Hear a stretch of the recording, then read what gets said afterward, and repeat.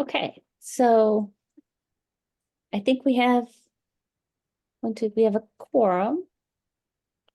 And I think this is everyone that we were expecting, right?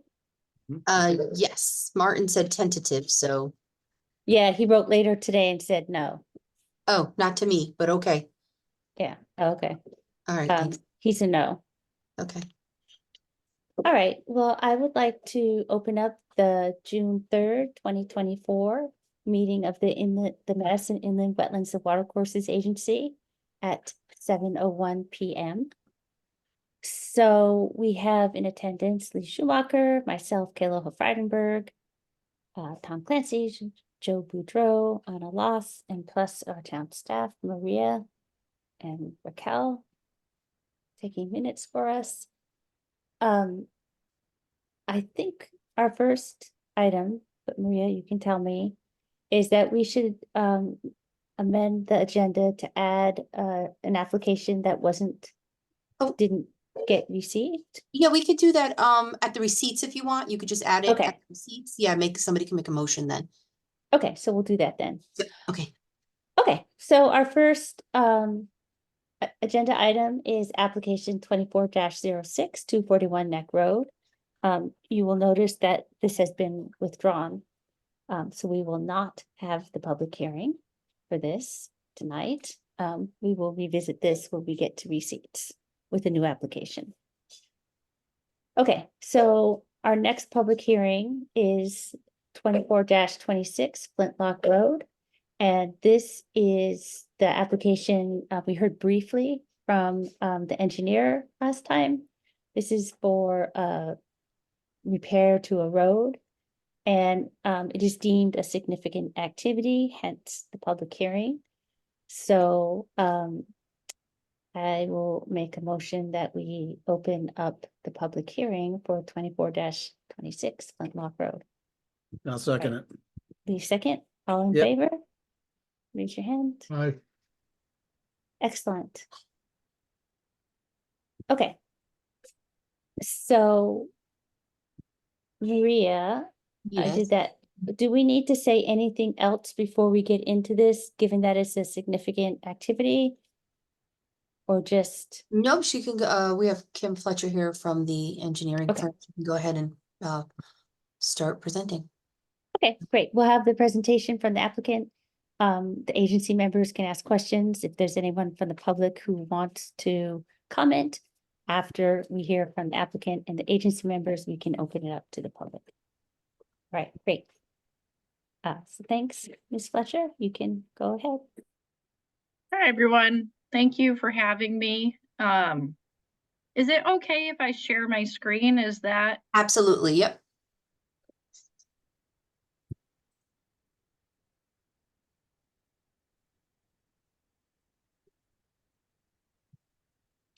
Can you see that? Yes. Yep. Thank you. Let's see if I can make it. I guess it's gonna have to stay like that, if that's okay with everyone. So I'm Kim Fletcher. I'm from Barton and Lejudas. I've been working with the town of Madison now for a couple years, putting together plans for Flintlock Road. It is an existing 12-foot wide by 8-foot asphaltic lined metal pipe, and it was built in 1965. And it's in the actual pipe itself is in pretty good condition, so we plan to try to save it.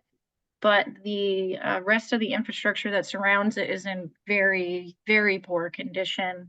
It has CMU walls that surround the area around the dam, acting as wing walls to the pipe. And then downstream of the pipe, there are CMU walls for both the wing walls, and then also an extension of that, there are channel walls that run quite a distance, and those are all in very poor condition. And when I say very poor, I mean they've completely failed in some locations. There was no rebar within those CMU walls, so just over time, you know, there's stresses on it that it couldn't handle. And so it's failed in multiple locations. So what we've come up with is, in order to, you know, minimize both the impact, of course, to the wetlands, but also to the people that live on the road, because it is a no outlet road. It's got 8 houses that are on Flintlock that would be beyond this project. So obviously we want to make sure that we keep the road open to them. And because the pipe is in such good condition, we are going to keep the pipe, and we're going to, let's see if I can make this a little bigger.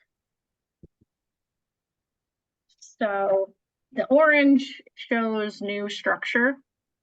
So we're going to be cutting off the pipe flush here on the inlet end, and then on the outlet end as well, because those are the only areas of the pipe that have any type of like corrosion or section loss. And so we're cutting that part off, and we will be surrounding the pipe with new concrete, reinforced concrete, head walls, and then wing walls that will go up to the dam, but we will not be touching the dam. So we'll leave a small portion of the existing wall there that's still in pretty good shape. So that way we don't undermine the dam, we don't affect it at all. And we'll put new walls kind of on top of it, and I'll show you that in one second. What's existing here right now is a concrete slab. So when Snarsky went out and flagged the wetlands, he flagged it, and I apologize because this wetland line is kind of grayed out here, so it makes it a little bit difficult to see. But the wetland line was flagged across here, all the way over to here, and then up and around. But within this wetland area, that's actually a cast in place concrete slab currently. So that will be removed because it's in poor condition, but we'll be replacing it in kind, because that's where the existing dam that's there now, that dam obviously has to fall onto something, and it's currently falling onto a concrete slab. So we'll be replacing that exactly as it is now.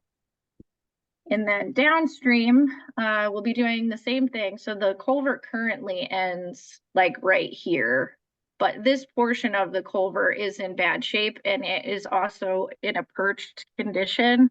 So we'll be cutting it back and then making that flush. And so we've cut it back far enough so that we are remedying that perched condition. So we've brought it back up to where now you've met back up with where existing grade is. And then we'll be pouring a new concrete head wall along this side as well. We will not be including any riprap as a part of this. That was part of the comments that we received from Army Corps and DEP, because we went to 2 interagency meetings with it was Army Corps, Deep, Fisheries, and DOT, and they provided us with comments, and one of those was that they prefer us to not put any riprap within the stream, so we're not doing that. It'll all be natural channel bottom material. And then anywhere where there was a CMU wall that was holding the road previously, retaining the road, will be replacing that with a concrete retaining wall there as well. In elevation, it looks like this. So you'll have your existing corrugated pipe cut off flush, and then all of this orange again, that's all going to be new concrete that is supporting the roadway. And the dark brown is what? That's natural channel bottom material. Thank you. And then there are 2 existing pipes that we're keeping. There's an existing 24-inch concrete pipe here, and a 15-inch RCP pipe that comes in here. This existing 24-inch pipe, coming back up here, it is currently spanning between the pond, and then there's this inlet here. It spans across through Flintlock Road, across Flintlock Road, and comes out on the other side of Flintlock. And from what we can tell is it's an overflow pipe for if you ever have big storm events, this is working. There's a portion of it that is, we won't know until we dig it up, but because we have kind of like this silty material coming through the existing end of the pipe, we suspect that it's probably broken. So as a part of this project, the town will be digging back to that area and replacing the RCP pipe that is damaged. The 15-inch RCP that's here seems like it's in good shape. That's just going to remain in place. We're not changing that at all. And I'm sorry, there's another existing RCP 15-inch that comes in on that side, and we're not changing that at all either. That's going to stay in place. We're just putting a new flared end on the end of it. And then as a part of this project, we'll be replacing any of this yellow. This is reconstructed roadway. So the current pipe has a very shallow cover. You can almost see it, like when you're riding on the road, you can almost see like the hump of the pipe. So in order to fix that, we are going to put a flowable fill around the pipe to kind of act as protection of the pipe, like because flowable fill it's not concrete, but it's not backfill. It's a strong backfill, has like a 200 PSI strength to it. So it'll protect that pipe a bit more without having to raise the road significantly. So you're not affecting the drainage on the road. And so here's the bridge section showing this limits of the flowable fill here. So that will be only in the section that's being driven on.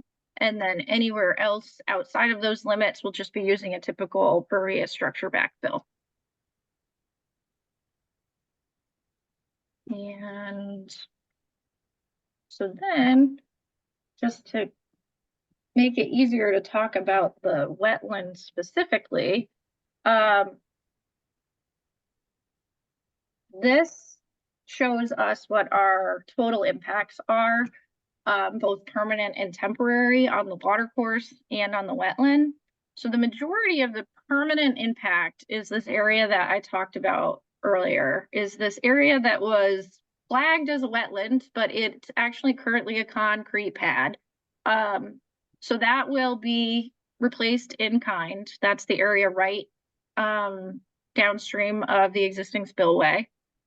And so that area is our 290 square feet of permanent watercourse impact of below the ordinary high line. So that kind of dark green color right there is that number.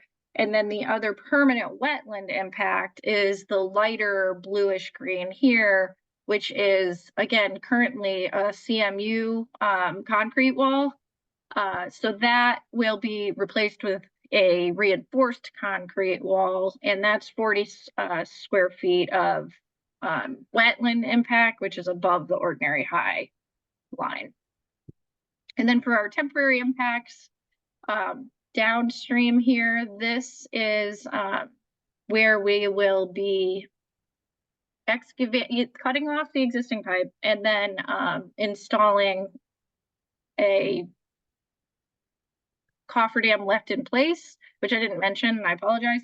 So the reason we need cofferdam left in place along the edge of these pipes is that you can't put in footings and concrete without undermining that pipe unless you protect the fill that's currently under the pipe. So that's why it shows we have impacts that slightly go beyond the end of the pipe, just because we'll be installing that cofferdam that's going to be left in place along this edge and this edge here. So that's 310 square feet of temporary pipe, or temporary impacts to the watercourse. But I just want to say, like, this area is all going to be restored back to watercourse. So at the end of it, we will have natural channel bottom material within this area, so it will be restored. And then the lighter purple, that is the area that's above the ordinary high and below the wetland line. So this area, it's going to be temporarily impacted because we have to install a cofferdam in order to construct the wing walls in the dry. But then once everything is in place and established, then we will restore the wetland back to its original. And what else can I tell you? So, Go ahead. no, go ahead, please.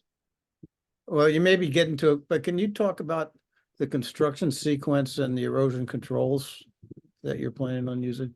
Sure, actually, let me see.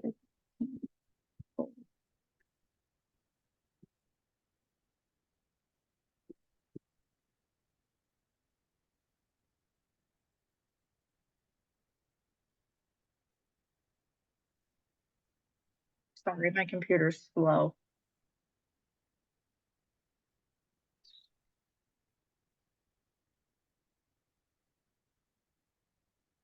So I can walk you through the staging.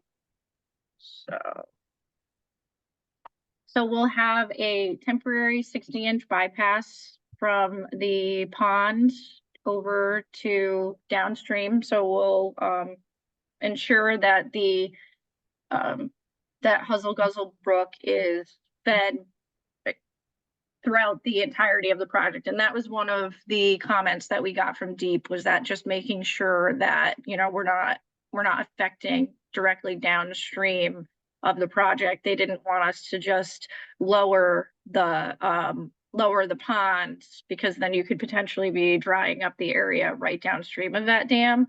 So they preferred to put in a temporary bypass. So that was sized for, I believe, the 2-year storm was the 60-inch bypass pipe that we're installing. And that will, you'll need some sort of like water handling device here, which I assume will probably be sandbags or something like that, just to get this install in. And then obviously you'll have to do some tree clearing in this area in order to get this temporary bypass through here, because currently there's quite a few larger trees that are here, which are part of the reason that the wing walls are failing. So once we have the temporary bypass in, we'll have traffic alternating one way down the middle, and we have our sheeting that will go in on both the upstream and on the downstream. So we'll be doing all of the work to both head walls and the wing walls on the upstream, and this wing wall 1B as a part of stage 1. So once all of that is installed, then we can put flow back into the pipe while we do this remaining channel wall work. And that, again, that was a comment that we received from our interagency meeting. They wanted us to stage it so that way we could get water flowing back into the pipe as soon as possible, versus having a bypass for the entirety of the work. So this way we try to get as much done in that first stage, so that way we can restore back into the existing pipe, which is good because the structure's already there. Like, we're cleaning the pipe, but we're not removing it. So it's just the concrete work to get the wing walls in, and then we can restore flow. So then once that's completed, once we have the channel walls in, then we're done. And then we can open back the remove the barriers and Pave the road. pave the and pave the road. Okay, thank you. Yep, you're welcome. We did do as a part of our permitting process through Army Corps, we looked at, you know, what our official species lists were. We have a northern bat, but it was determined that the number of trees that we potentially need to remove is not a I can't remember the exact terminology, but it's not detrimental to the bats if they're potentially there. And then for the natural diversity basin through the state, we have a wood turtle. which is of special concern to the state. And so as a part of the project, we included special provisions to ensure that we're following all of the requirements that the state asks us to, which is ensuring that we're doing work within the right dates. And also it's like installation of fencing that like meets the ground, so that way you're preventing turtles from coming in and out of the site while you're working. And also they have to look throughout the site every morning to ensure that there's no species on site. And I am sure I'm missing something, so I would be happy to answer any questions that you guys have. Is Well, the, sorry. no, go ahead. Is the documentation that you'll have an exclusionary fence for the turtles included in the application? I don't know if I included the special provisions in here. And then same for the northern long-eared. Is there like a document, like a letter or a memo just stating, you know, no effect or no adverse so effect? I know the official species list showed the or maybe I just included the actual species list, but not the no Yeah, I see IPAC in here. yeah, okay. So I can send that over to you, the official species list saying that the bat is not of a concern, and the special provision for the wood turtle. Well, Thank you do have the one for the wood turtle. There's Oh. there's a whole there's a it's dated March 25th, 2022. And let's see, it's NDDB. It's a file with Flintlock Rd NDDB. Yes. Okay, so And- our special provision is this document. Like, we provide this document in our spec saying everything within this needs to be followed, and we'll be inspectors will be ensuring that that's true. Okay, It looks yeah. like that NDDB might be expired. March Oh. 25th, 2024. Oh, yeah, no, you're right. Right under there, it's expired. Okay, I can update that. Okay. Because this document does spell it out really nicely, and I would definitely want to see that included, like, officially in, you know, whatever we end up approving or not. But whatever part of your package, it would need to, because it's very clear about what needs to be done. Yeah, and that's why in the past we've tried to like kind of incorporate it into our own written special provision, but then we were like, no, it just makes so much more sense just to include that document because it's written so well. So they'll have I'll update it so it's not expired, and then we'll release it to the contractor.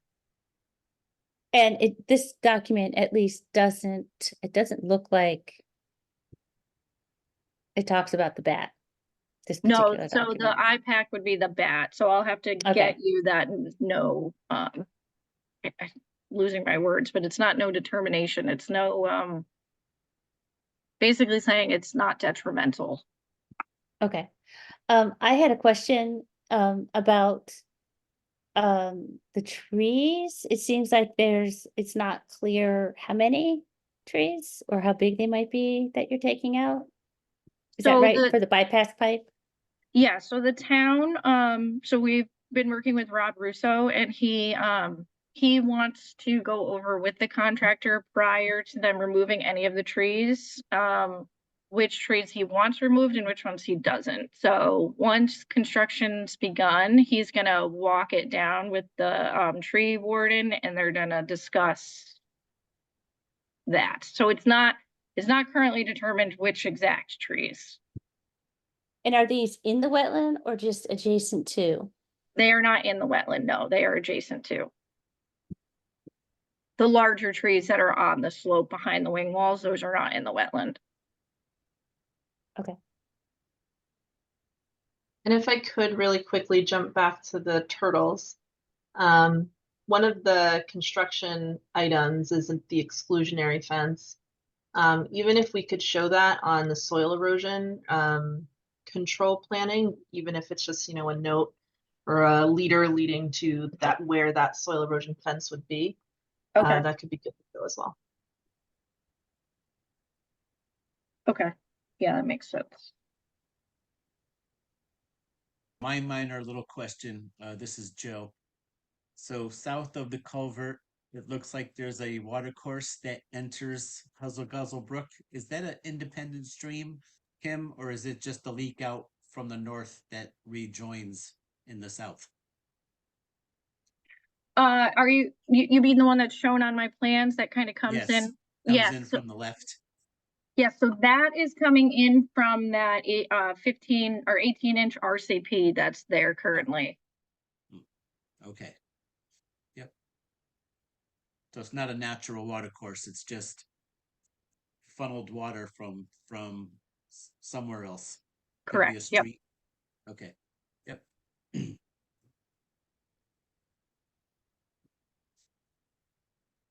Other questions from the agency members?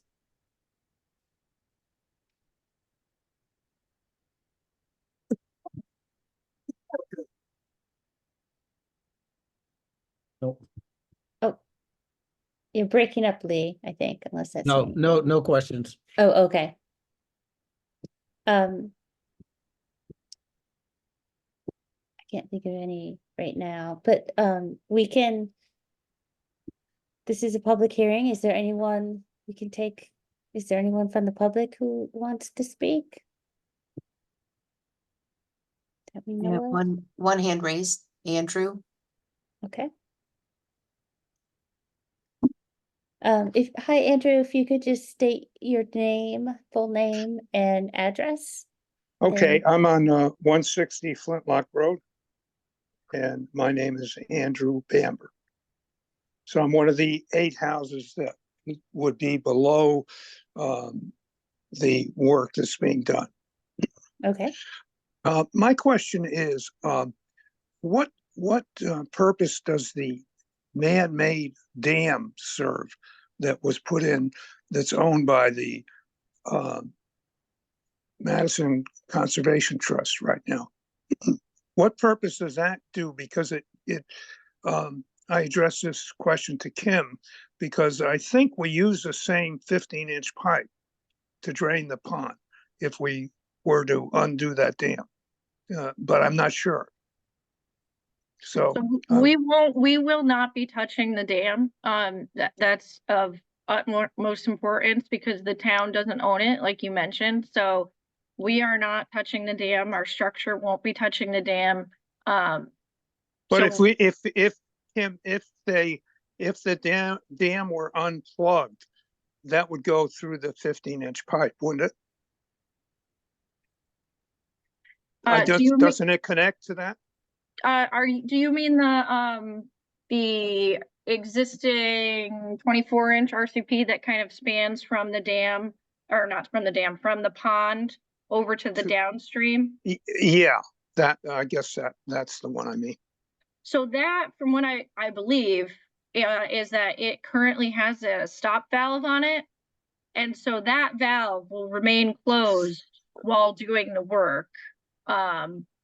But it's also written into the plans that the contractor needs to ensure that that water is blocked off. So if that valve is not shut, then they need to come up with a way that is approved by us. So they're gonna have to submit to us what their working plan is in order to ensure that water is not flowing through that 24-inch pipe while they're replacing it.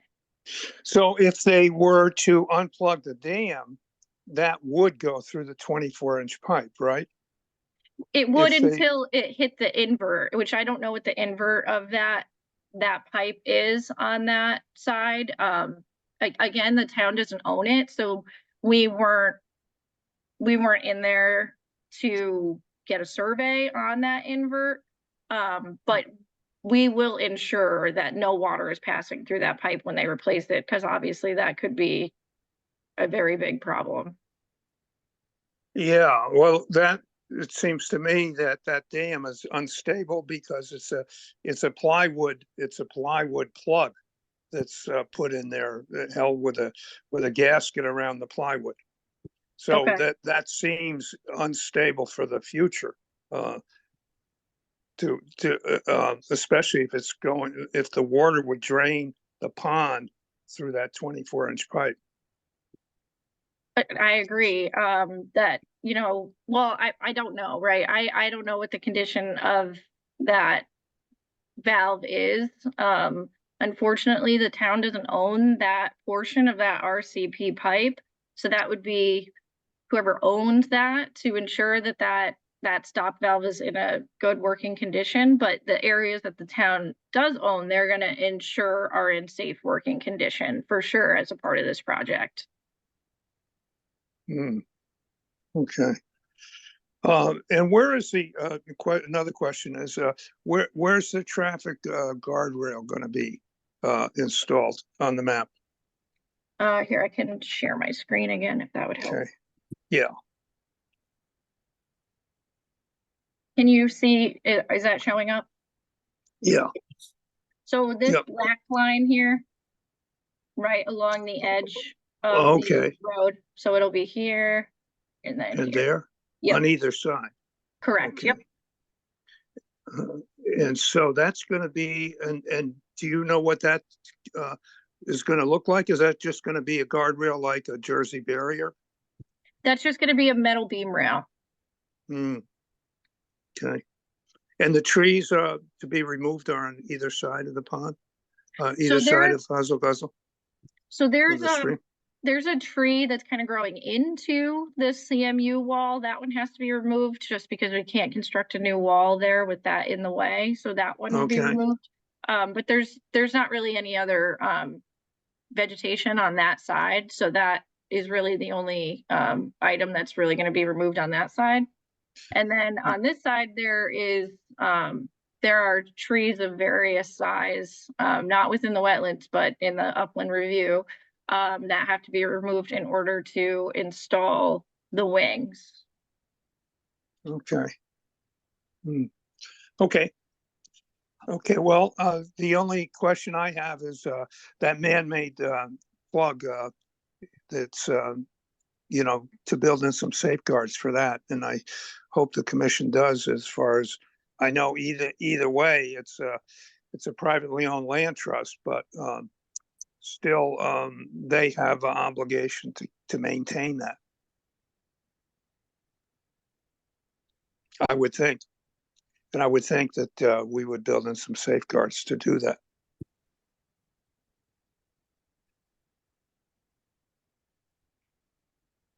Thanks for all of that. Okay, That's helpful. Yeah, thank you, Andrew. thank you. So is there anybody else who wants to talk from the public? No one else is raising their hand. Okay, I guess so on the downstream side, this is where the most trees will be coming out. And this is also where there'll be plantings, is that right? Some restoration there? Or not? So the area outside of the wetlands will be just restored with grass. And then within the wetland area, that will be a wetland seed mix. Okay, okay. And, okay,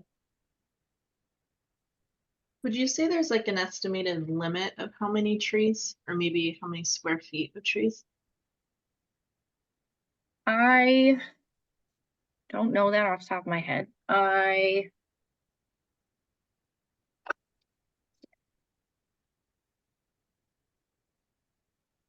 yeah, it would be, I guess it would be helpful. I mean, if it's a lot of tree, I mean, that I haven't been down there in a while, so I can't really visualize how many trees might need to come out.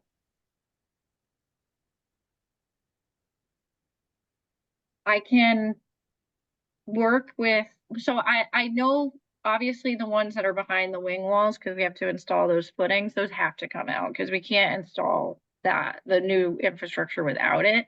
Areas outside of that, I can work with Rob Russo to try to come up with that as well, you know.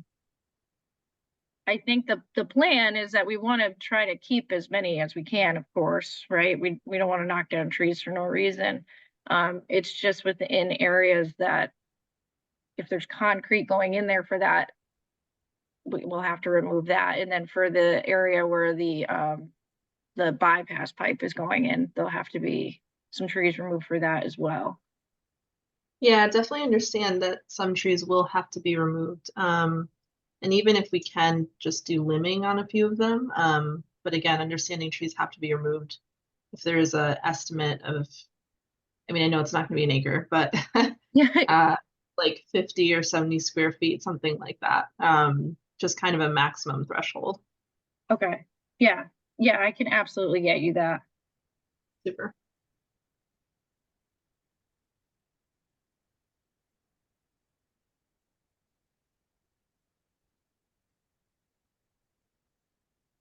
Okay. Are there any other questions? So, and just as a reminder, this is during the public hearing is our opportunity to ask questions and gather information in order to make our determination, because once we close the hearing, that's just deliberation. That's not information gathering. Since it's a significant activity, do we need a function value analysis or no?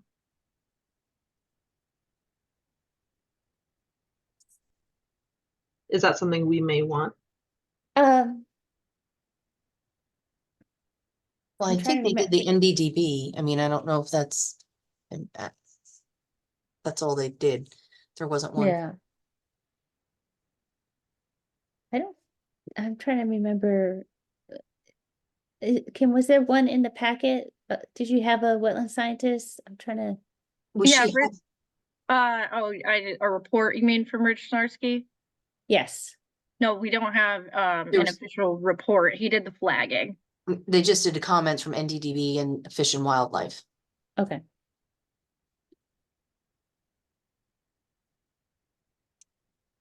Well, I think that's a good point, Anna. I mean, we usually do ask for functions, especially for significant activity, to have the wetland scientists, if not a third party, which we haven't done.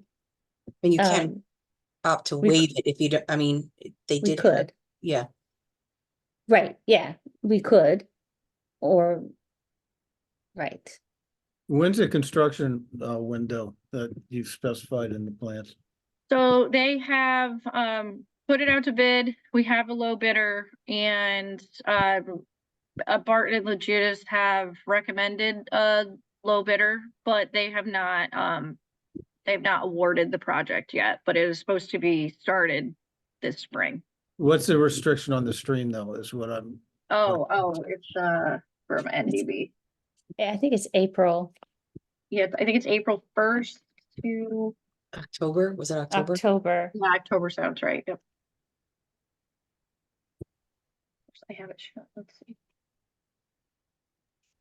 Yeah, April 1st to October 31st. I think it could be helpful to have a function value analysis, especially since there's permanent wetland impact within the stream channel itself, using the highway methodology. That could be handy in our decision. I forget the citation off the top of my head. The highway supplement, yeah, I don't remember. Yeah, the Madison regulation. I don't remember what it is. Oh, it's the Madison regulation is at, I think it's either 7 or 11. Let me find that.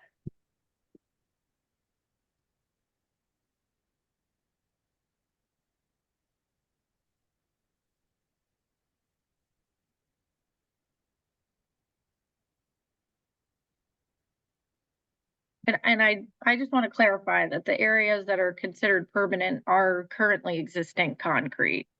Yeah, right, and that's, so, right. Which I noted that you had said, which makes it a little more challenging.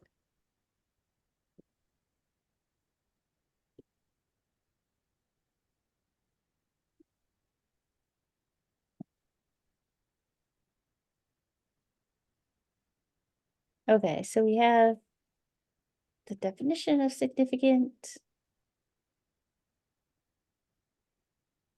Um, Have there been any improvements to this structure or water course since it was put in 1964? Or has it just remained as it has until now in the fact that it's starting to fail to a certain extent? I did not find in my research that there was any significant improvements made to it. That doesn't mean that there just wasn't any plans that were Right. shown. So it's probably as it was built in 64, 65. Yeah, probably. Because I remember when it was built because I used to play in it when I was 7 years old. So I know exactly what it is and which way the water flows. And yeah, it's I certainly understand why it needs to be updated after that amount of years. But it's just, I just wondered whether or not there, the dam was added later on, or if there were other things that were done throughout the years, or if it was just as it was built. I haven't seen any activity down there. I still go down there quite, now and again, and I haven't seen anything done to it until this, which obviously needs to be done. Yeah, I Yeah. think, as part of the homeowners association, I think that, the Madison Land Trust has part of that. I think that was in the era of, here's a wetland, let's give it to the land trust. So I think, as, a member from the public, as Andrew had said, that, and I don't know if the land trust owns the dam, but I think they own that pond. And I think it's part of these old subdivisions where that's what happened for giving away the open space. Right. And so I guess that is to say, if it is owned by the land trust, and of course nothing has probably happened because that's not what they do. They just preserve, they don't Right. generally change. Right. Andrew's raising his hand again, but, I just have a question going back again with some of the concerns, the trees, the number of trees, they can always like, if they find that out, that answer. And John Iannacco, our town engineers I don't know if he has any idea of how many there are, but they can always report that back to me when they find out. And they did go through several reviews. Kim, like if she said several agencies. So, and they addressed a lot of concerns.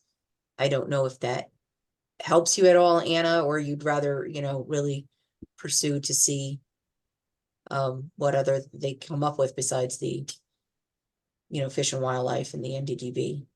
Yeah, so we did have 2 interagency meetings in 2022, and multiple people from both Army Corps, DEEP, Fisheries, NDDB, they're all there, and you go through a very in-depth review of the plans. They provide comments. We went back for a second one, and we reviewed it again to ensure that we incorporated everything that they asked us to. Yeah, and I think as you had just said, and I apologize, I missed it earlier, that it's a replacement. Is it a replacement in kind of the existing concrete? For the Yeah, permanent so, impact? so currently it's CMU walls. We're gonna be using reinforced concrete. Okay. Does the footprint of the existing wall widen at all, or?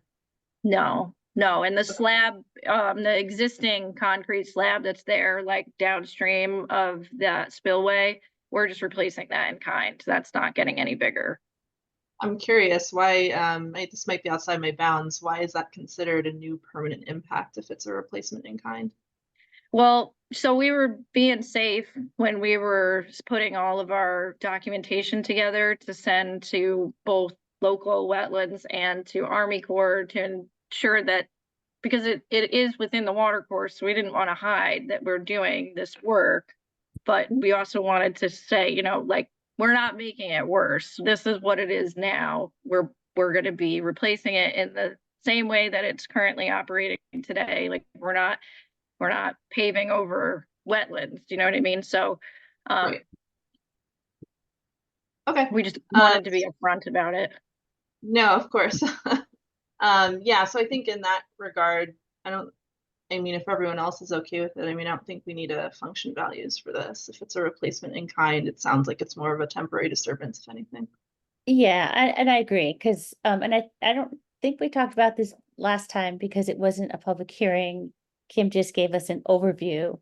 But I think as I recall, it seemed that it wasn't as permanent as it sounds like, Mhm. because it's already It's already there. it's already there. So I guess we can talk, we can have Andrew, is he still wanting to Yeah. chat? Okay, He still has his hand raised, so let's see if he has another question.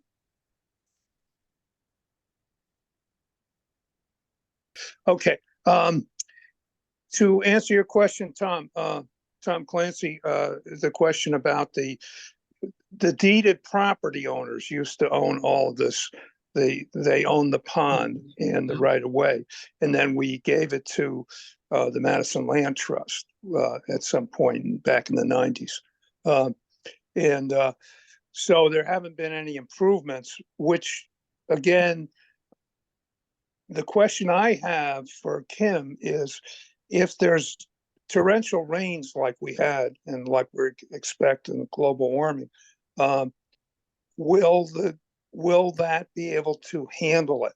Will the new water course be able to handle all those rains, or will it flood up the way it has been?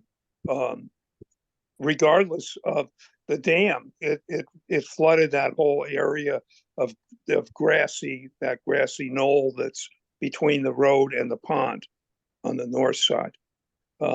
Will that be taken care of? So we did look at it hydraulically. The 12x8 is oversized to handle the required 100-year storm with 1 foot of freeboard. So it meets that requirement. That's through Army Corps, with additional freeboard. Then it requires 1 foot, but we had more than 1 foot of freeboard when we looked at it with the 100-year storm. So this flooding that we recently had, where it went over the wing walls from the dam, would that have occurred had you done the work? Or would that have, I mean, because that would be, that was the rain of last week, that we had that. And it flooded over and it went over the wing walls. So when we talk about freeboard to the road, we're talking about the low point of the road. Unfortunately, if you wanted to prevent all that flooding in the area that's lower than the road, you would have to raise that area of right. So you would have to raise all of that in order for it no longer to go to those low points. But we will not see any overtopping of the road, which when Army Corps talks about that freeboard requirement, they're looking at the low point of the road. Okay. That was all I had. Okay. Thank you. all right. Thank you. So just to recap what we as Maria said, the number of trees, definite, and size, so we can get an estimate of board feet, or however you want to estimate how it's being, how many trees are being impacted, so size and number. Also making sure to delineate on the plan where the turtle fence goes. That'll be helpful.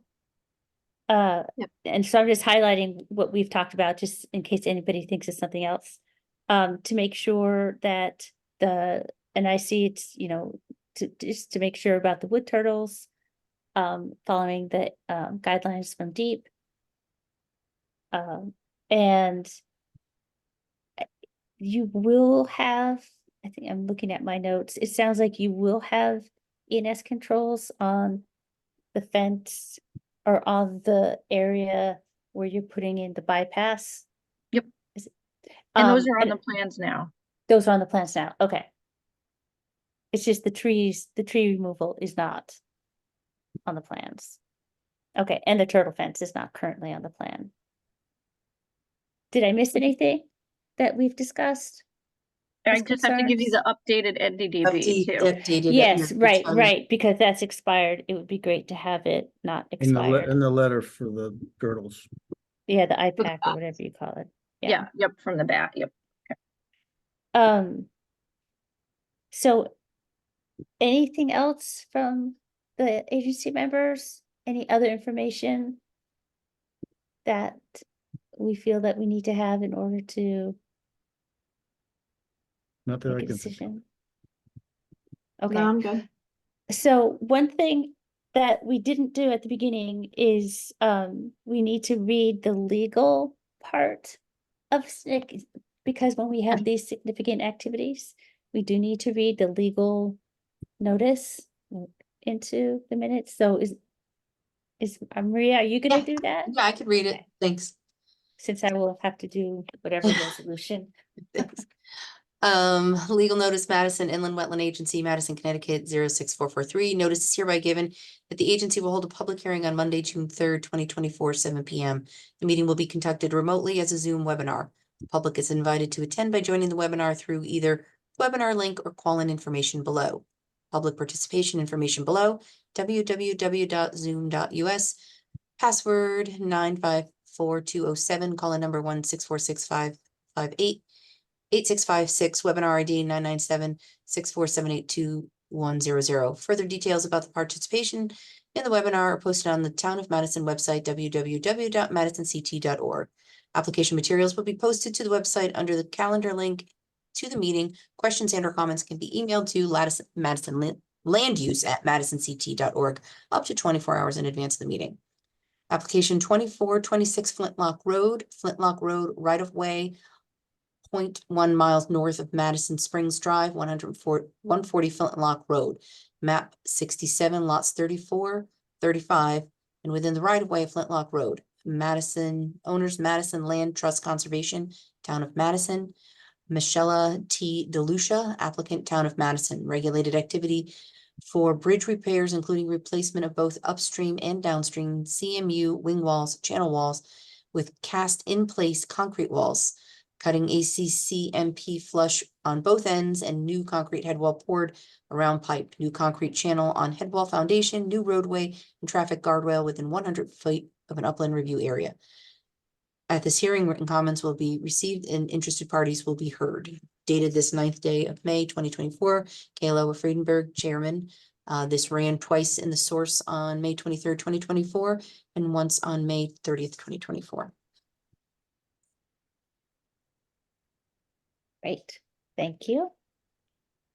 Okay, so if you all feel that you have enough information gathered for us to close the public hearing and deliberate, we can do that. Otherwise, we would have to keep this open if there's more information. I'm gathering that we don't need any, but this is your last chance. I move we close the public hearing. Like that. Application 24-26 Flintlock Road. Okay. And Anna, you seconded that? Okay, all in favor of closing public hearing, raise your hands, say aye. Aye. Okay. All right, so our public hearing is closed. We have we can, if you are comfortable, do have a decision tonight. Maria has kindly sent along, hopefully you guys all got the email, a resolution. I think we would probably maybe add to it um, some of the information that we discussed regarding the trees and the turtle fence. Since in the resolution, there is, which we can pull up in a minute, language talking about the NDDB and the wood turtles. And our standard language about ENS controls. And that having people there at all times, or having notifying the Inland Wetlands Agency and all of our standard language, in addition to the NDDB resolution. So I guess what I would propose is that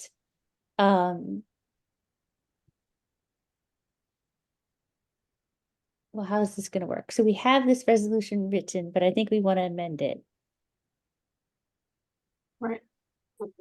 Right, with some of Uh, the things, like the number of trees, we're not gonna be able to, No, but we can put Yeah. language in that you need to be notified. right, And we want to put language in saying that we'd like the exclusion fence for the wood turtles to be right. Mhm. located onto the site plan. So we can, I guess what we can do is we can, Approve it with conditions. yeah. It's just I Mhm. have to read this whole thing. All right. You have to So read the whole rest. this whole thing. I'm gonna share my screen. I'll pull this resolution up. Can you make changes, Kayla, or do you want me to?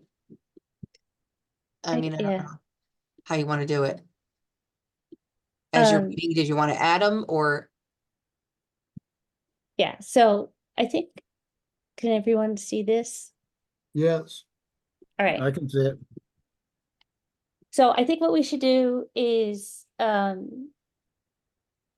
I think maybe the easiest thing is to make a motion to approve this as you've written. And then amend it. Right, as we usually do. That's what, that works. Okay, And then we can just add those in as additional conditions. okay. So, would someone like to make a motion? I move we uh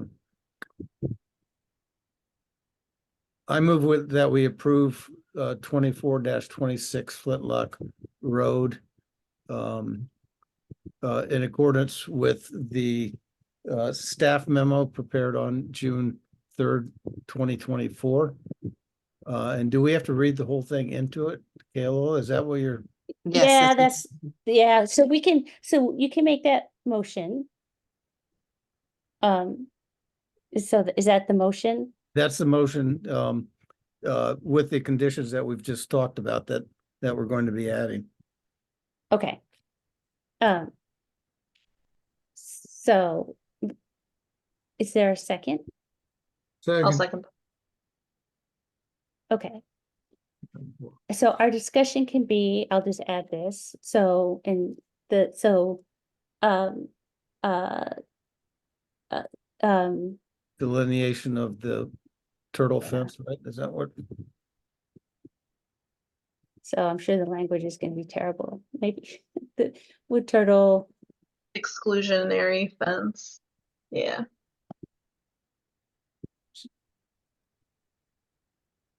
Needs to be added to the, is it a site plan to is that the right term? To the application, to the site to the plan, plan, to the civil plan, to the plan. okay. So we need to add that and then, Trees.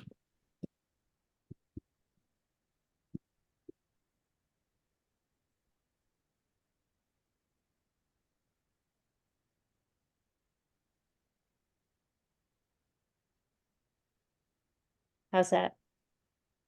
Yes. So we have the wood turtle exclusionary fence needs to be added to the civil plan these are our amendments in the motion. And need to tell town staff the number and size of the trees to be removed. All right, Prior to is everyone happy outside with those additions? We've had the motion, we've seconded it. we've had this discussion. Is there any? But I need to read it in now. So let me read this in now. Oh, Do we need to add in a condition to get the bat letter? oh, yeah, we can have Is that. that a condition or no? I don't, well, I mean, you have it, Kim, you have that or no?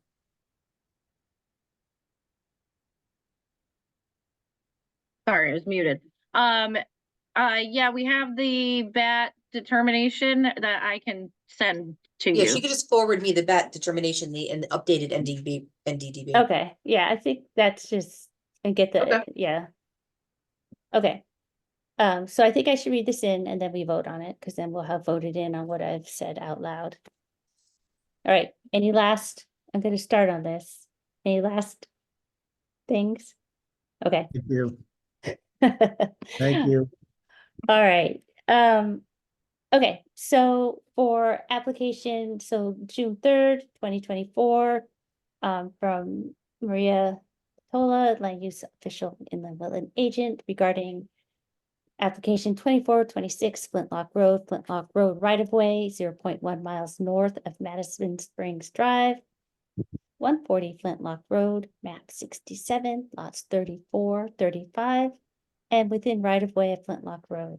Owners, Madison Land Conservation Trust, Town of Madison, Michella T. DeLucia, applicant, Town of Madison.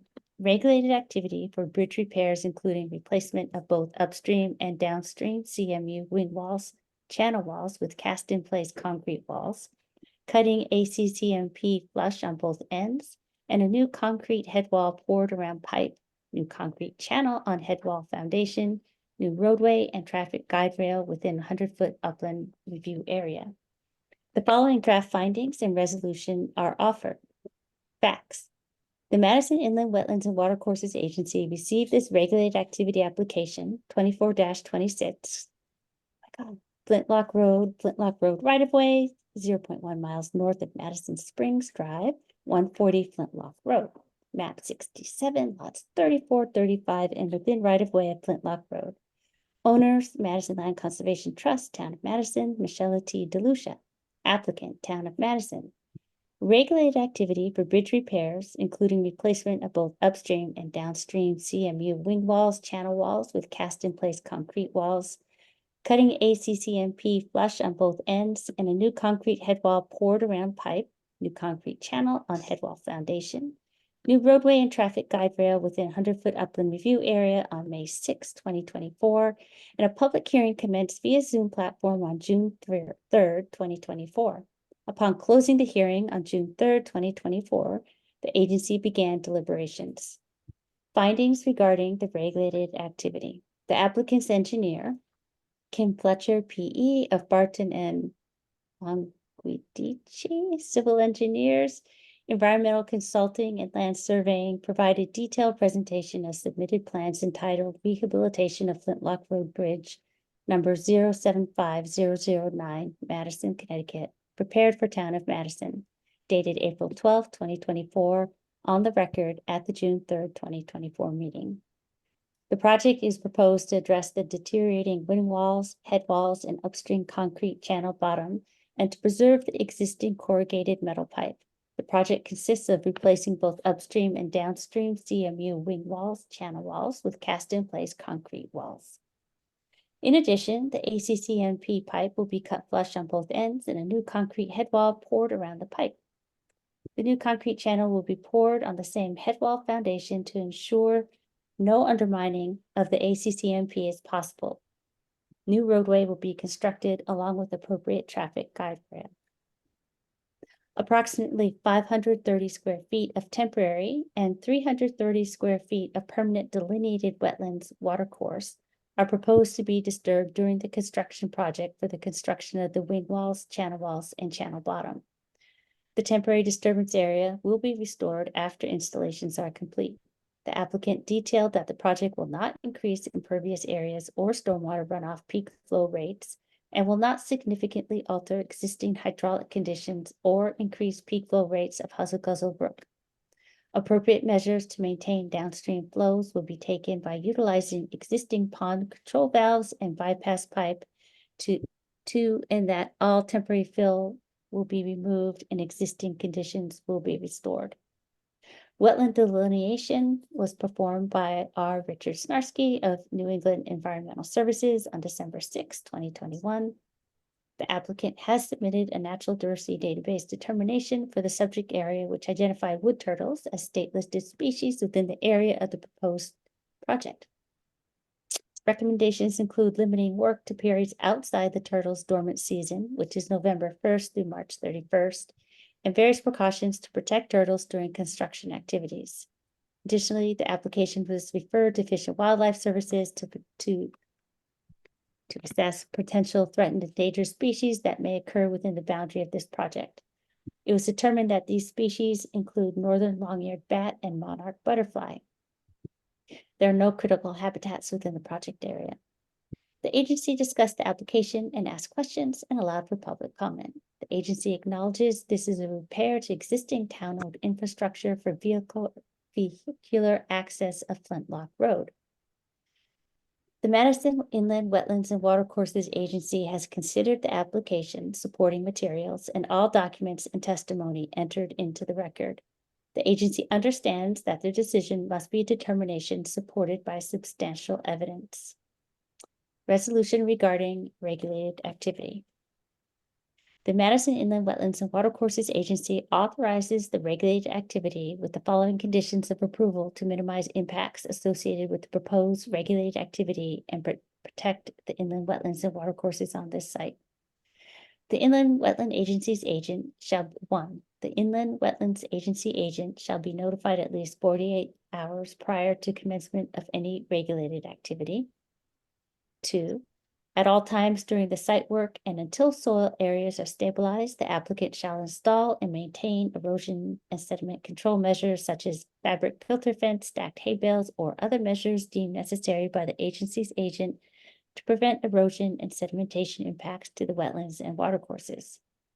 3, erosion control and soil stabilization measures shall comply with the approved plan and the guidelines as established in the Connecticut Guidelines for Soil Erosion and Sediment Control, 2002.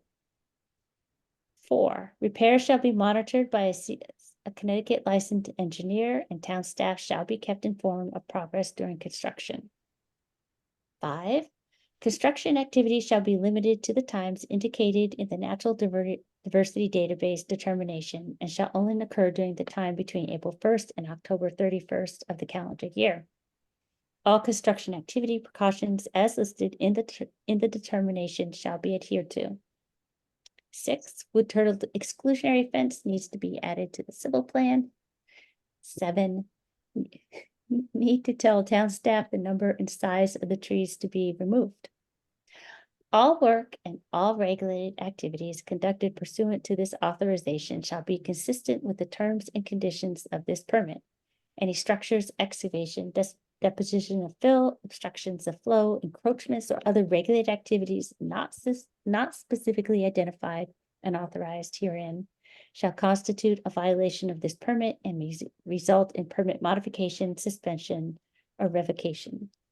In the event that any additional wetland or watercourse regulated activities are required as a result of other agency permitting to support the proposed activity, the Madison Inland Wetlands and Watercourses Agency reserves the right to reconsider the proposed regulated activity and may require modifications to minimize the impact to wetland resources. This permit shall be valid for a period of 5 years. Permit extensions may be authorized in accordance with Connecticut General Statutes 22A-36 through 22A-45 inclusive. The Inland Wetlands and Watercourse Agency renders this decision in accordance with the Madison Inland Wetlands and Watercourses regulations based on the following considerations. A, the applicant proposes to utilize existing ACCMP pipe to limit disturbance to the wetland and watercourse.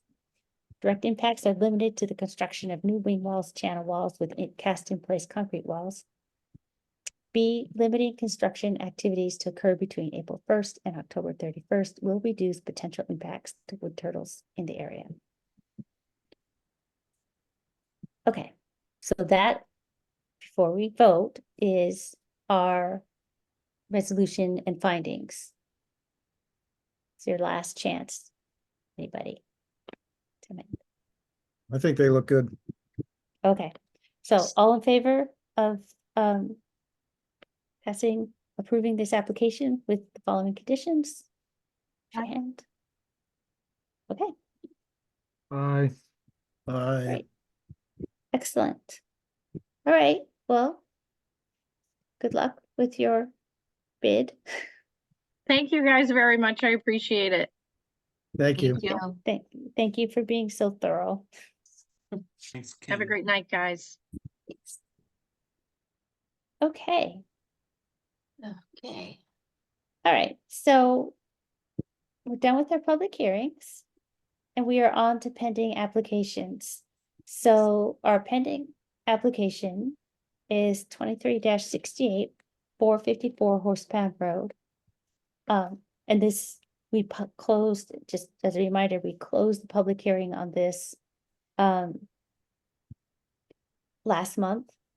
And hopefully you received from Maria the a draft resolution. So we have two items to talk about and deliberate and make sure we're happy with for tonight. So we have the open space conservation district and our recommendation to planning and zoning. So that's just our referral letter, and you'll see from what Maria drafted that, you know, we've highlighted some of what we talked about last time, and we can go through that. So that's a referral letter, and then we act on the installation of the culvert crossing of the water course. So that's the regulated activity. Right, right, All the house lots will come back to us. right. Can we pull the staff? I have trouble pulling the staff memo up and seeing everybody at the same time, so. Can we look at the staff memo? Yeah. I have 3 screens here, but I still can't do it. Yeah, I can pull it up. Pull out your phone. Yeah, that's one of the 3. Okay, so is this? Yes. So this would be, and of course, again, this was deemed a significant activity because it's completely impacting Right, a water course. So we can, you know, we can look through this. This is kind of, you know, this is a summary of what happened. Of what the information that we gathered from the public hearing. right, So we had the report. As you'll recall, we've gone through various iterations with the applicant and they've modified. And so this is the first bit is what was drafted for the open space conservation subdivision. Okay. So this talks about the land. And we talked a lot about a stormwater wetland, and that comes in here. And again, so this part is our referral to planning and zoning. right, So we're highlighting right. what we think is important to understand about this open space subdivision.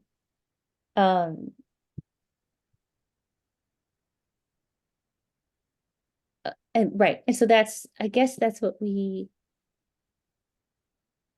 So we, That's do we have to vote on both of them or just, can we vote on them together? we need to, I think we can, I'm sure we can do both of them. I think Right. what we need to do for this meeting though is, you know, as I scroll through this, is to just make sure that we've covered. So, you know, just to highlight, so what, so part of what we talked about in the last meeting was the stormwater maintenance in that stormwater that created wetland Right, in the open space. And so, Maria, it looks like, and I guess this is where it gets interesting, because the stormwater wetland is in the open space, they're just tied together, right? The open, So the- it's part of the open space, yes. Is that what you But mean? yes, except that the stormwater managing stormwater is also part of the regulated activity. So, right? So Yes, what we, well, yes, yes, because what we have is, we have the way this is currently divvied up, and I just want to make sure that as we go through this, we understand. So we have, this is basically these 3 points are what we're highlighting to planning and zoning for the open space, is that we're identifying what it is. We're saying that the applicant, as we talked about last time, Mhm. shall delineate the open space item with identification markers at these intervals. And that the applicant will be responsible for submitting a maintenance plan for the field and wetland plantings. And that they're coming back. But this part is where we get into some of the more details about, the significant activity part, which is the crossing. right, but I think. But the stormwater's in here as well. Yes, That, right. And that's what I mean, is that they're in both. yes, Which is- yeah. I see what you're saying now. Yeah. But I think they have to be because They the have to be because stormwater, you want to regulate, you, those are things you want to look out for. right. So I just want to make sure that we're being clear that the referral letter has kind of what we've highlighted as important for planning and zoning, but the regulated activity has to include regulating that stormwater wetland in the open Right. space. Because And I think it's- because of the part that they didn't have the homeowners association who's gonna maintain it is, has to be worked out in planning and zoning. right. So, and that's what I'm highlighting for everyone else as well, is that the stormwater is going to be in both, but more the detail on how what we want to see for that stormwater wetland is detailed here, because that's the regulated activity part. Does that make sense? Yeah, it seems, yeah, that makes sense to me. Okay. The only thing here I highlighted is that we might want to just make it 5 and make these 2 the same. Yeah, I noticed that. I saw that you highlighted that, and I think because it's normally 3, but I think at the last meeting, you brought up you wanted it to be 5. Yeah, I think it's last because meeting. it's a created wetland. I mean, because it's a stormwater wetland, a lot of our 3-year ones are vegetated buffers or restoration activities, and this Okay. is not. This Okay. is this has a function completely tied to managing stormwater from the driveway and presumably whatever houses get built. So we'll make it the same. We're gonna make it the same. So we'll Yeah. make it. Yeah. We'll just make it 5. All right. So this art, as I tried not to scroll through too fast. You guys also have this. No, I read it this afternoon. It Okay, looked good this afternoon. I just couldn't remember it. okay. Does anybody else have, we haven't made a motion yet. This is just a chance to talk and see if there's anything else we want to address that isn't addressed in here. So Any the only, other? yeah. Go ahead. Throughout the process, there was the granting of power to the home association. And through the years, I found that when these exist, there's a lack of interest years later, and then there's no home association anymore, even though it's deeded, and then enforcement kind of stalls because no one's going to own up to what a violation is, or who's going to enforce something that maybe the land records say a home association should enforce. So I was looking at number 8 here in this final list. Yep, number 8. And the construction stormwater wetland shall be completed and stabilized prior to receiving site stormwater runoff. I wanted to add, if you think it's worthy, or prior to any building permit being approved for the first house on any of the lots. This way, it's got to be completed before any construction. And it's not like it's a common condition in this regard, because you want to nail, if we're looking to make sure the stormwater wetland is going to be viable, you're going to want it ready to operate before any construction also. Right. Or you could say before any CO is issued. But that means the activity, a lot of regulated activity has already taken place.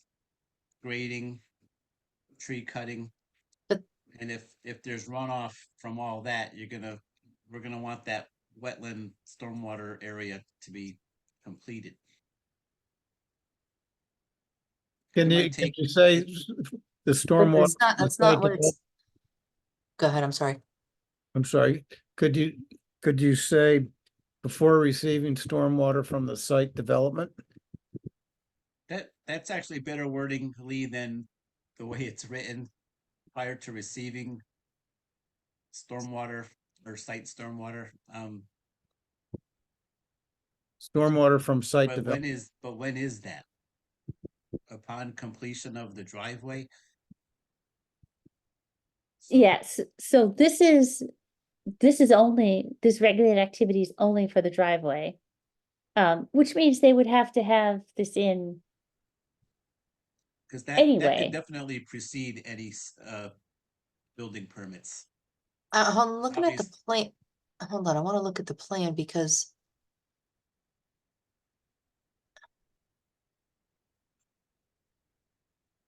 Nope, that's not it. There's one that's only one page, and then I have one that's.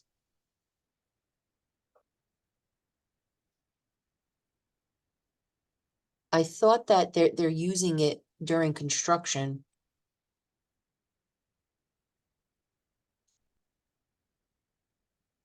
And I can't find the right plan.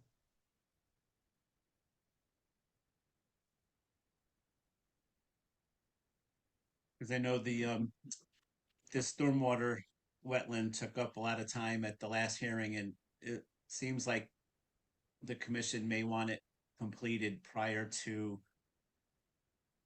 a bulk of the future activity, which would be the crossing and the two houses where the water is gonna come from. Did they say they were using it as a temp sed basin though, Joe? I don't think as a said basin, I think they have a I thought- control somewhere else. I don't. Yeah, I Yes. thought they were using it as something during construction.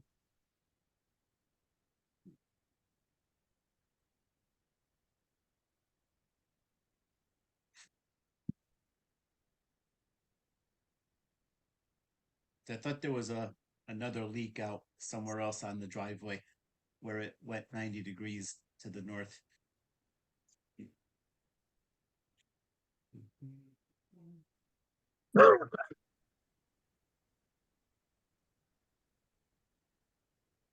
That was just the basis of number 8, seeing if we could add prior to a CO to any of the houses. And then wherever we talk about giving power to the HOA, maybe adding or any it's like any of the I want to say any of the property owners who live there, but because somebody's got to like answer to getting on with the mowing schedule if 8 years down the road that the contractor's long gone. Yeah, I think, and I agree, this did take up a lot of time before, because you've got. And I guess this is what planning and zoning makes them do as Yep. part of the subdivision, is that you're putting a significant, they got rid of the rain gardens and put in the stormwater system, stormwater wetland. Mhm. And you've put it in an open space that needs to be maintained. So it's like, it's not non-trivial. This is, you're asking your homeowners association a lot. And part of the discussion last time also came up on, well, what happens when you have Phragmites take over? And, is it realistic to ask the homeowners to go and hand pull that out? Are they gonna get together and pay someone to maintain it? And, if Phragmites gets in, does that impact, how does that impact the ability of that stormwater wetland to manage stormwater? In part, you're gonna get sedimentation buildup with Phragmites, like more sedimentation buildup. And I know I spoke about that probably a lot at the last meeting, but that's, I mean, So, that's just something that's something just to highlight, is that it's really important that there be some way to figure out who's managing that stormwater system, because it's handling the stormwater from a significant number of those lots and driveway. can I just go back to the number 8 for just 1 second? It is, and I can't, the basin's being excavated first, and then they're using it as a dewatering basin during the construction. So I don't know if you can limit, making sure. Oh, hold on, I just lost everybody. Hello. To say that they can't do it until, it has to be completed before a building permit. So they're using this basin as a dewatering? That's what I'm almost, I wish I can find it in the minutes. But we went over it and it's in the plan. He said that at the last meeting that they were using it to dewater. I didn't see it in the minutes. Where did that condition come from, number 8? I don't. It was put in there for a reason. Does anybody? Yeah, hold on, let me read the narratives.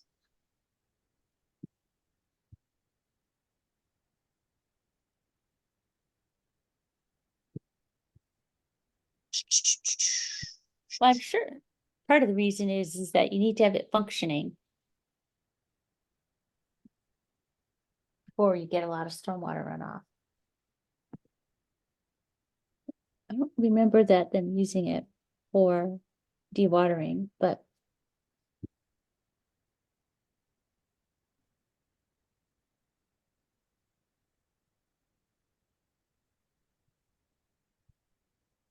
Necessary dewater are the excavated areas to the dewatering silt sack and the location shown on the site plan.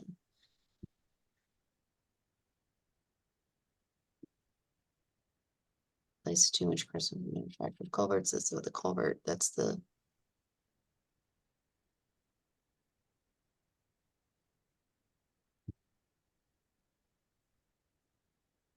It's not in the narrative.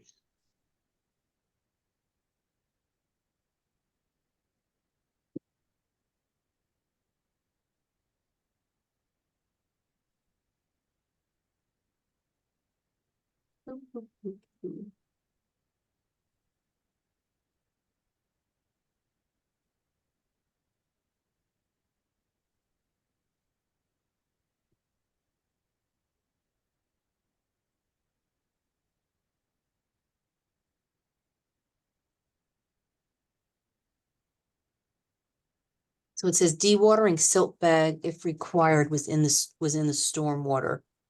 It's on the plan.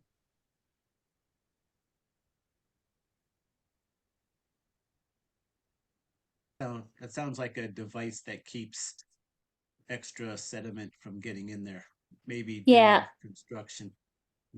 As I like a don't- little check. I think, because I think that proposed wetland is, well, it's not super close to the, Hold on, I'm trying to shrink my plans again. I don't, yeah. Watering silt bag if needed.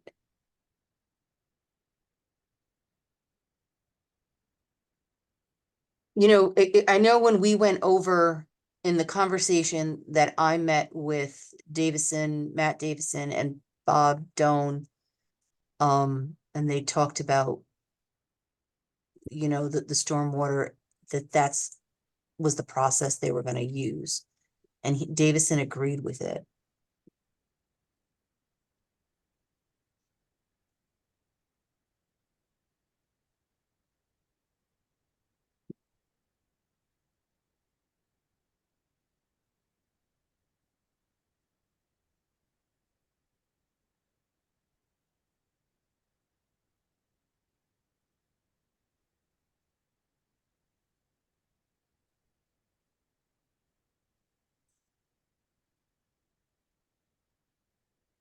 Well, in the Davison letter, it says dewatering location and details should be provided.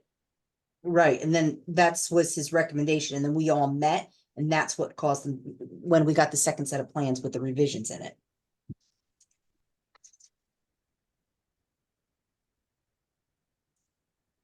Could be wrong. I thought instead of dewatering going banking into the meadow area where the stormwater wetland is, I thought it was gonna shoot straight south off the driveway into another kind of basin. But I haven't seen the plans in a while. I could be wrong. Would you like me to bring them up? I can stop sharing.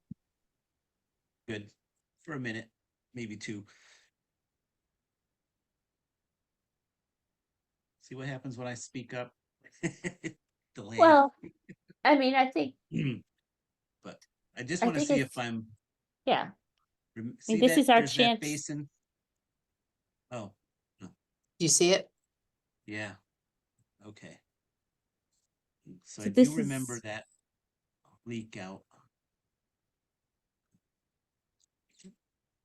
I mean, it's 7 pages. It has the details of, you know. Yep.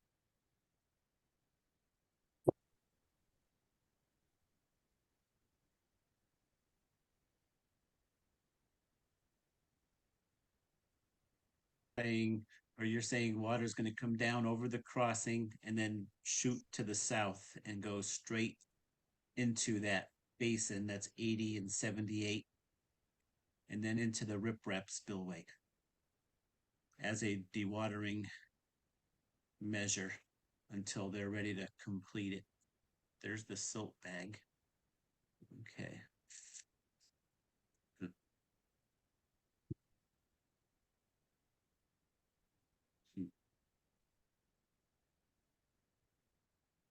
Did you want to see the other details? No. Just seeing the layout works for me here.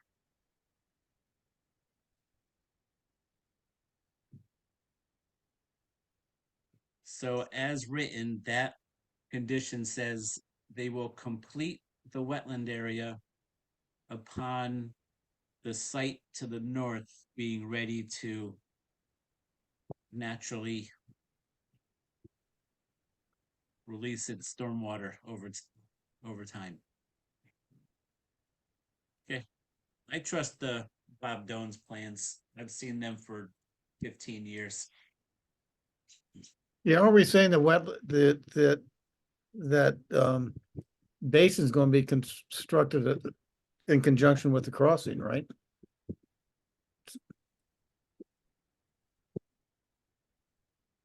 Say that again. I'm sorry, what? That basin is part of the application and going to be constructed with right, crossing. So, Yes, so none of the houses upstream are going to be completed. That basin will be done in conjunction with this project, is the way I understand it, right? So I guess I don't really understand what our intent was with condition 8, number 1. So I don't know how we should modify it, or if we should modify it.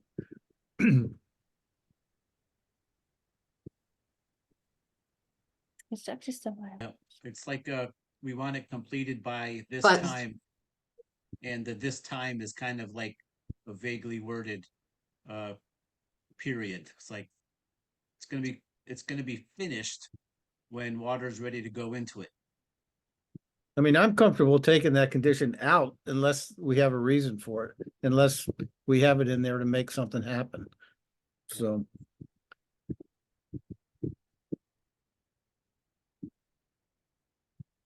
Because, yeah, water's not getting in there until that driveway is paved. That's for sure. I mean, I don't know. I mean, I think Maria put this in based on probably some of our discussion. I think that intent is to make sure, It gets because what done. it says on in the narrative is that the dewatering, it will be dewatered if necessary. So depending on when they do construction on this, they might not even need to dewater the stream, right? To put the culvert in. Depending if we have a dry summer. Or if this gets through, or whenever construction happens. I think that's the intent, is just to make sure that it's in there. But I'm not wedded to it, but I mean, and I guess it will they do need to have it built in conjunction with the driveway regardless, because it will be accepting stormwater. can we say something like the stormwater basin, the agency considers the stormwater basin an integral part of the project and it must be completed as part of the project? Could that be the condition? Well, I think it is part of the project. It's on the plans. I think it's just it's not, I think this is more, well, I don't know. I don't know, Maria. What do you think? Well, I mean, I think we are safe to say it because we want every bit of concern that was in there for you and the neighbors. We want to be able to say that we touched on it and we noted it. If you Well, want in to that case, leave it in, that's fine. Just doesn't seem to add much to me because I think, like Joe it's said. been acknowledged. It's just, it's almost, I feel like it's been acknowledged, you know, by having it in there. That's fine. Okay, I think it's fine. It's not, I mean, we can talk about it more, but, Oh, no, that's fine. As okay, far as I'm concerned, as long as Joe's happy. okay. Are Always. there I mean, so really basically, we have, our findings for the open space, just we say they have to be responsible for submitting a plan. So planning and zoning will just have to hopefully do that. And then we have these other things, so, which you've seen. Partly what we have here new is or different, but similar to Race Hill Road with that driveway construction is a bond, a financial guarantee for erosion and sedimentation controls, making sure everything's stabilized, especially after a storm. Rain, yeah. Yep. And to have an independent soil and erosion control expert to monitor soil and erosion controls on site and to inspect, like we did with Race Hill after that kind of fell apart when they first started. And they're gonna be monitored, yes, so and this is what we talked about as well, that the box culvert and constructed stormwater wetland will be monitored by a licensed engineer and a professional wetland scientist. So I mean, to the extent possible, we're trying to just highlight that this is a significant activity and it needs to be carefully monitored every single step of the way. I think the part that is just hard to control, and and I'm sure we'll have to come back to this, is this big constructed wetland that's supposed to, take care of the stormwater. Who's going to be ultimately in charge and how do we make sure that happens? Other comments? I'm happy to share, I will share this again because it's a significant activity, which means you all can sit back, relax. So we've already, I've already fixed the 5 years and the 5 years, so I think this is what I'll read. So if we're comfortable, I'll entertain a motion for this application. I move that we approve application 2368-454 Horse Pond Road. And our gracious chairwoman is going to read it into the record. I'll second Well that said. motion. Okay. So I will be reading in to the record our findings and resolutions and conditions. I wonder if there's a key that you can hit on your Word that will read it into the record for you. That'd be great. Yeah. All right. Well, good to go. All right, June 3rd, 2024, to the Inland Wetlands and Watercourse Agency from Maria Patola, Land Use Official, Inland Wetland Agent, regarding 23-68 454 Horse Pond Road, map 84, lot 24, owner 454 Horse Pond LLC, applicant Timothy Mack, Mack Building LLC. Open Space Conservation District subdivision referral to develop 4 residential lots for single-family residences and regulated activity application for the construction of a common driveway and 30 linear feet of 4-foot by 4-foot open box culvert crossing of an inland wetland and watercourse. Kayla, I'm sorry. Yes, Are you gonna read the whole staff report? Did you want to go skip right to the facts and findings? I thought we had to read all of this. Do I just have to read facts and findings? You could read the resolutions if you, yeah, I don't think you have to read the staff report if you wanted to. Yeah, I mean, it's Okay, up so to I you. can start It's here? up to you. No. Yeah. No, I'm happy to read just so I'll read our resolution. Draft resolution for the open space conservation subdivision. The Madison Inland Wetlands Agency favorably recommend application 23-68 454 Horse Pond Road, map 84, lot 24. Owner 454 Horse Pond LLC, applicant Timothy Mack, Mack Building LLC. Open Space Conservation District subdivision referral to develop 4 residential lots for single-family residences as shown on plan entitled Open Space Conservation Subdivision prepared for 454 Horse Pond LLC, 454 Horse Pond Road, Madison, Connecticut, dated 11/27/23, revised 5/6/24 by Doan Engineering, Civil Engineering, and Land Surveying, with the following recommendations. 1. The applicant has demonstrated the designation of 50% gross land area as open space per section 27.2.11.1 of the zoning regulations. The open space will include 2 parcels totaling 5.39 acres. One parcel is a wooded 2.71 acre parcel on the northwest side of the property. This parcel will remain undisturbed.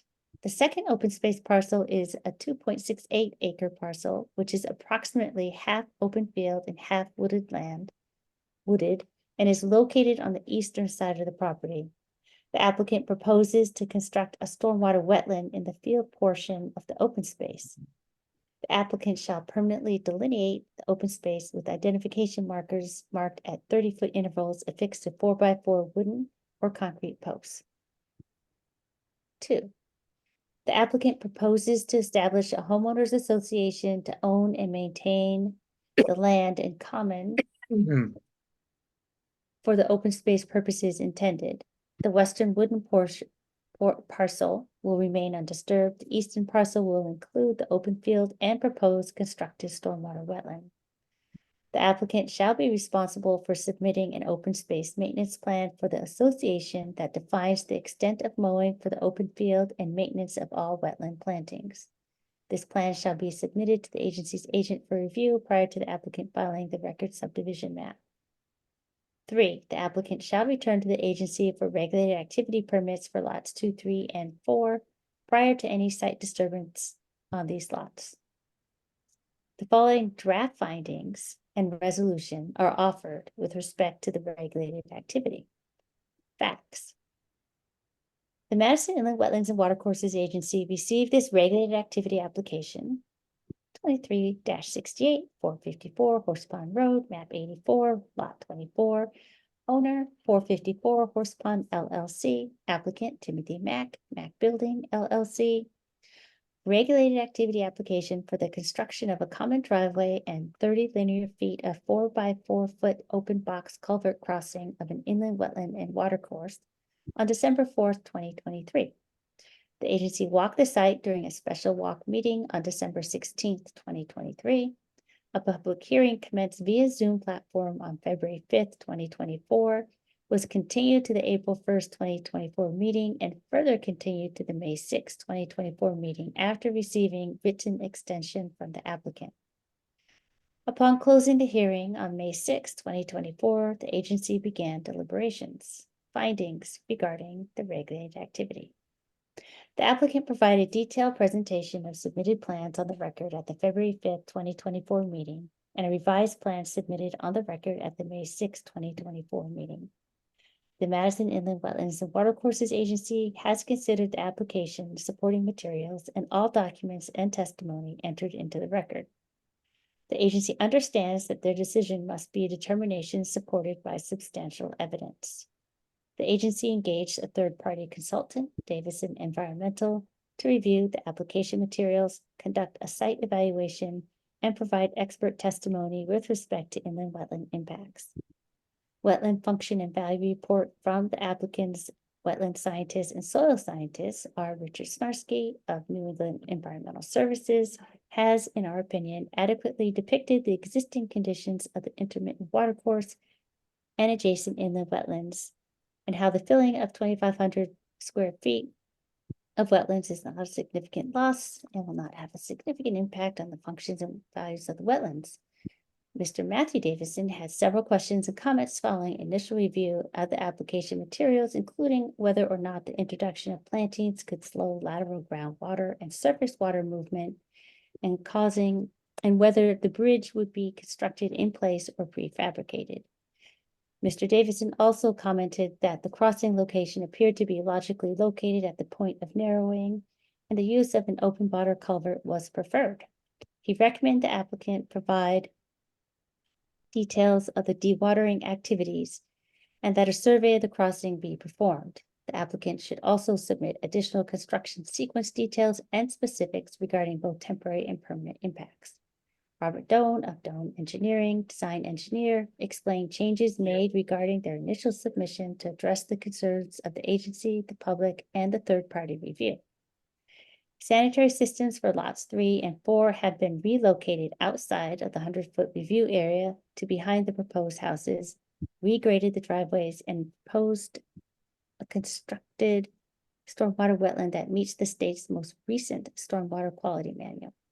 A planting plan has been submitted by Richard Snarsky. Mr. Doan further submitted a stormwater report that details efforts to mitigate the increase in stormwater runoff.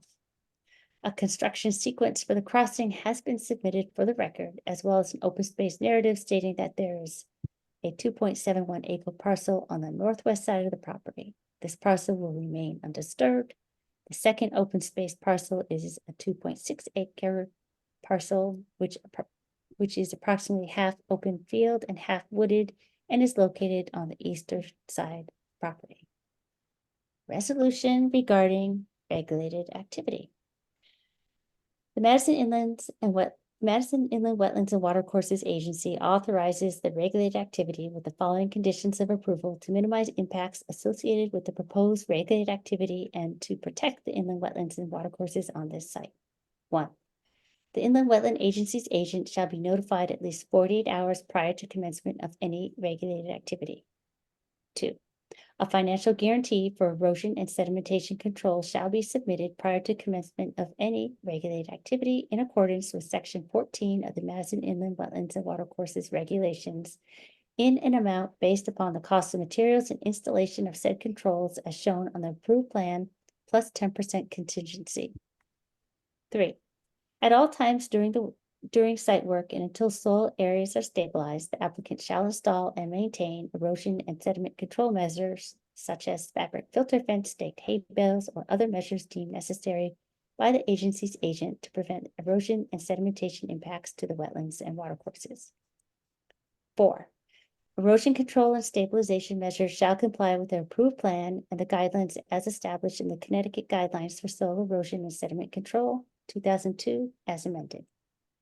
5, retain an independent soil and erosion control expert to monitor soil and erosion controls on site and to conduct inspections at least once a week and within 24 hours of the end of a storm with a rainfall amount of 0.5 inches or greater, and to submit a report to the inland wetlands agent after each inspection, but not less than once a week.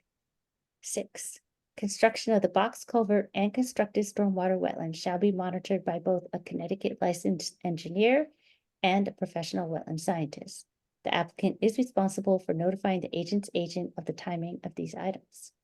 7, an as-built survey of the stormwater system component shall be submitted to the agency with written verification from a Connecticut licensed engineer that the system was constructed in accordance with the approved design plans.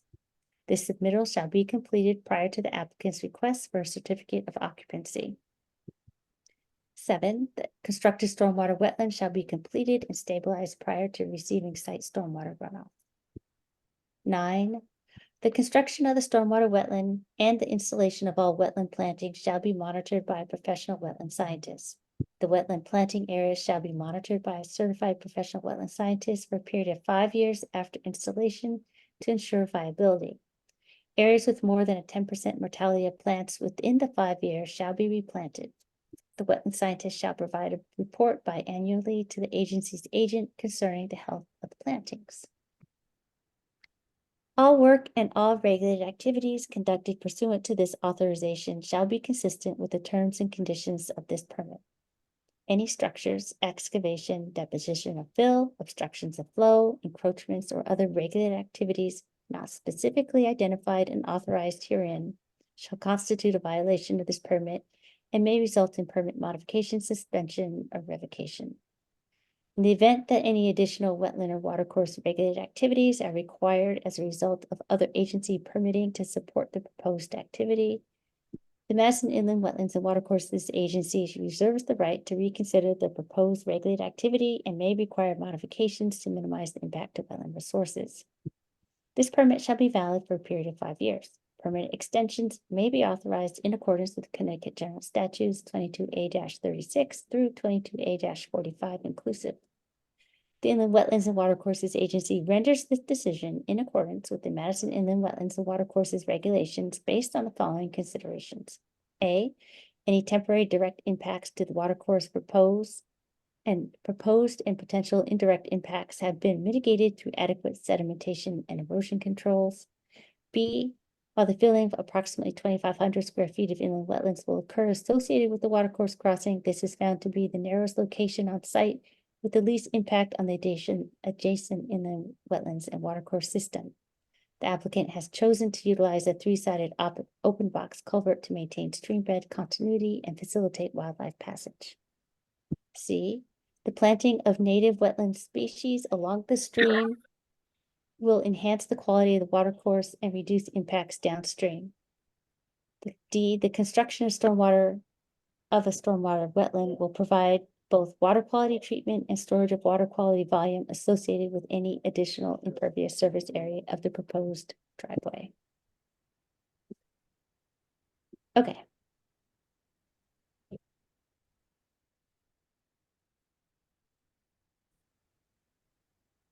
Sorry, just quieting down my household. Yeah, that's, So that is, we've had a motion. We've had a second. You guys have had a little bit of rest to think about it as I spoke sounded at good. you. So, if we are all happy with this, we can vote. If you have any lingering anything, now's the time. vote.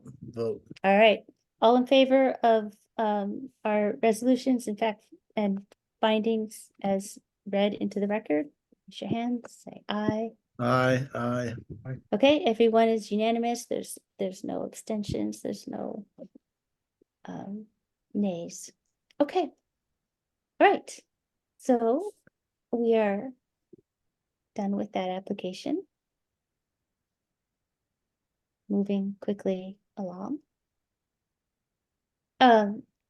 Our next application is 24-22, 144 Neck Road.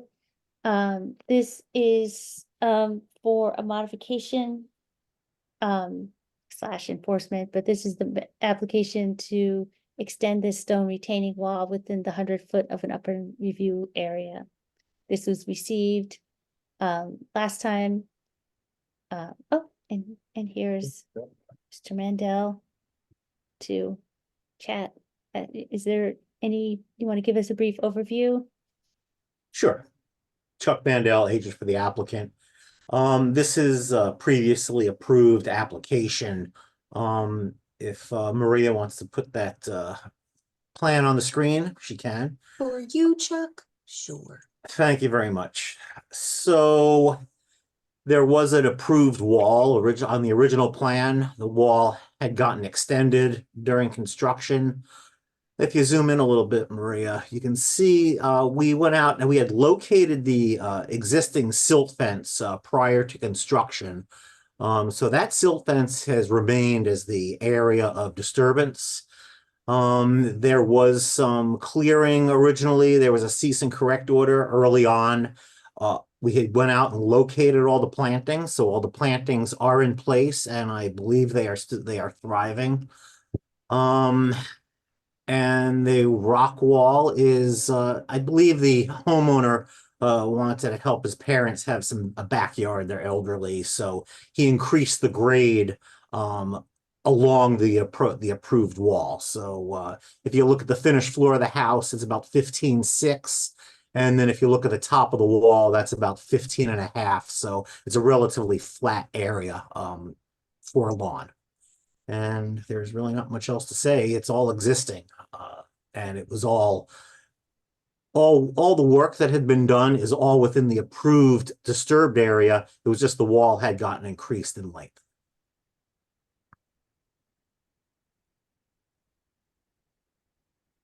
That's it. All right, any questions for the applicant? Nope.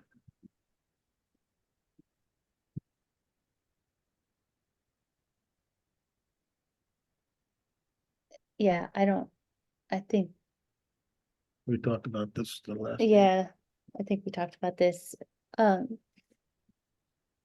Okay, Pull up the staff memo, please. yeah, Hopefully it's a short. okay. There you go. I don't think I have to read all of this. Those are just for significant activities. Oh, perfect. Yeah, Okay, you here. Forever. Okay, so this is, this, we have, you guys have looked at this, we've talked about this, the applicant, Mr. Mandel has just gone through this. So, this is this would be, this is the draft resolution, so we can look at this. This is pretty much our standard language, to be notified, to make sure that the site is stabilized and to maintain E&S controls. And that we've got this in here to monitor the plantings. And everything has to remain in place. The SME controls, E&S controls have to be in place until the wetlands agency agent is happy. Yes, Lee. I move we approve application 24-22-144 Neck Road with the 4 conditions laid out in the staff memo that the chairman has just generally described. I'll second that. All right. Any other discussion?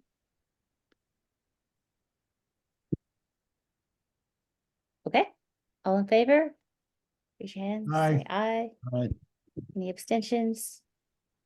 Opposing? Great. Okay, Thank you. excellent. Thanks, Chuck. I'm Thanks. going hard, Chuck. Yep.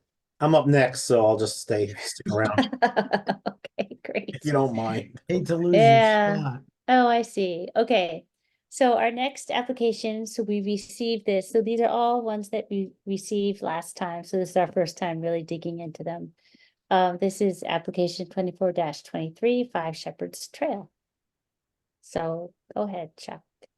Okay, so this is a proposed ADU, number 5 Shepherd's Trail.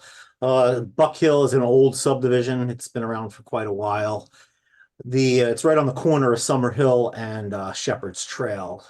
So if you zoom in a little bit, Maria, on the actual structure, on the proposed structure, the wetlands were flagged by Rich Snarsky during the original subdivision application. It's a very small structure. It's only going to be 441 square feet, and it's actually going to be sitting on piers. There's not going to be any crawl space and no actual footings on there. And we are going to be tying into the existing septic system. I did get a letter from email from Trent today saying there is adequate soil to expand. This has to go to the state since it's going to be a central system. If you look just to the north of the proposed ADU, you see 2 squares. One is the septic tank and the other is the septic pump. The tank and pump are about 77 feet away from the wetland boundary. The silt fence that you see around would be the limits of disturbance. It's a very lightly wooded area. There's maybe 1 or 2 trees that need to get removed. We're also proposing a very short gravel drive that is off the existing drive. You can see by the grades, there's going to be very little grading that needs to take place. It's right on the contour for the proposed parking lot. And let's see, what else can I tell you? I think that's it. There's really not much to it. Like I said, it's almost like a small cabin actually on piers. That's it. Like I said, we may have to increase the septic system. Those are those dashed lines to the left of the screen that may have to get extended a couple of feet, but that's maybe the actual septic system itself is maybe 130. What do I have here? 124 feet is the closest part of the existing D box.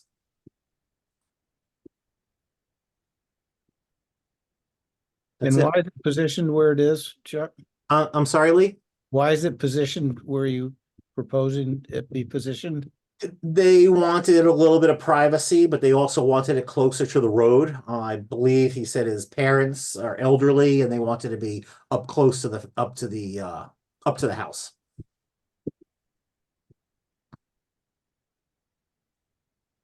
And they will also be sharing a well with the existing house. The further back we pushed it, the more disturbance, the more cutting the driveway, the grades wouldn't lend themselves for the limited disturbance.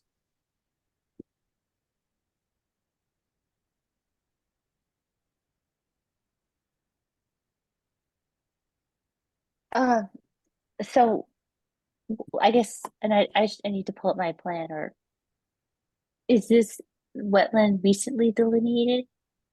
No, this was done when the original subdivision was done. It's fairly well channelized actually, and there's an existing drainage easement up on Shepherd's Trail that's a 60 by 30 drainage easement that belongs to the town. The town has the rights to go out and clean it out.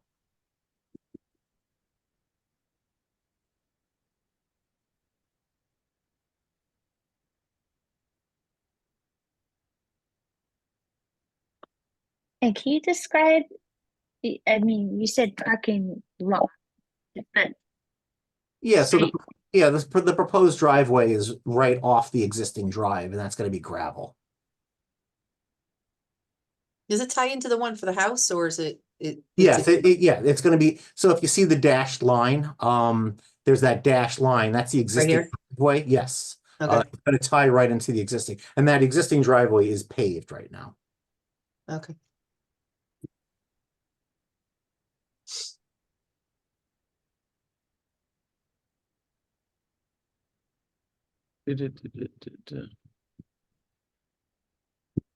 So, and you're saying there's no grading or fill that needs to be done?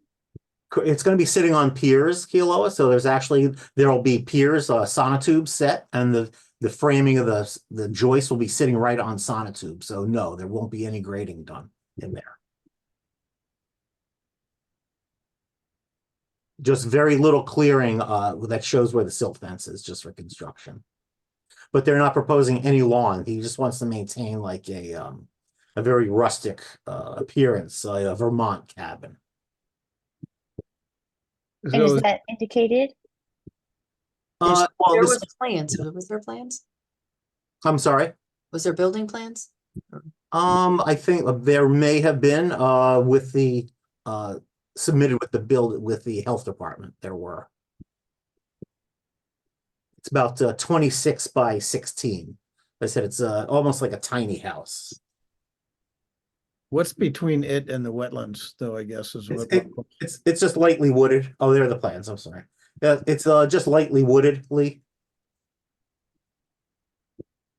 And it's flat, you're saying? Yes, it is flat where it's going. Yes.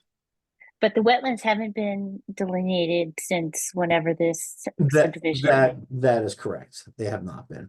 We can certainly redelineate them prior to construction, but the silt fence will be in place. All the erosion control measures will be in place prior to any construction.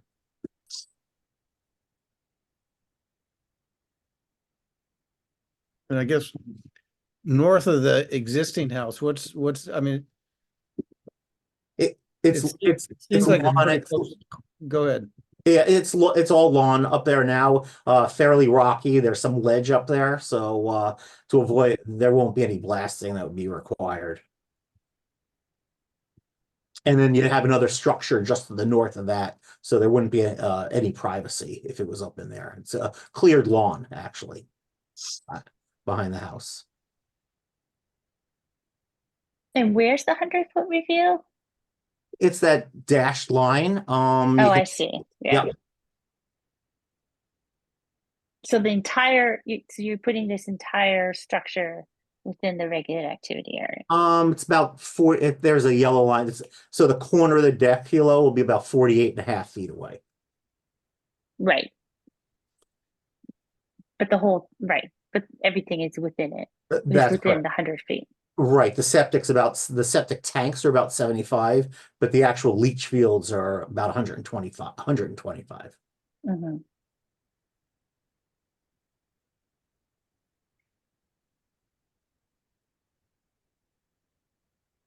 So, I guess the other concern is, the owner of the property? Like who Yes. actually owns it? Yeah, so he went out, he met his parents in Boston, I believe this weekend. He did get an affidavit from both his parents. There is a letter on file. And Maria, I believe there was a supplemental letter. It was a trust and a couple of names, but his parents I think there are 2 separate trusts that own that. I think he got permission from his parents, but one of them didn't sign the trust. So I'm not sure if he ever did come back and clear. No, they are, it's, the house is it's in a trust, but they each have their own trust. The parents didn't sign the application. They are the owners. The trust is the owners of of the property.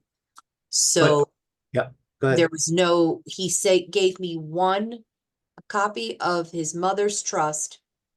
And then there was a letter from his father, but the letter wasn't signed.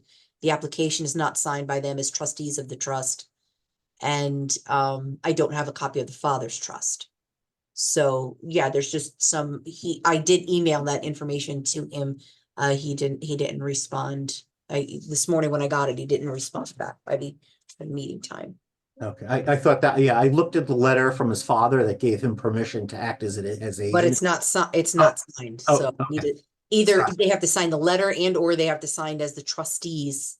Okay, because they own the house. Yeah. Understood. And I don't know if he's on right now. Do you see his name? Alexander? No. Is he logged on? No. Oh, okay. I can't see who's logged on. Okay. No. Okay, well, I think we're not gonna act on. No. And we don't have to act tonight, obviously. No.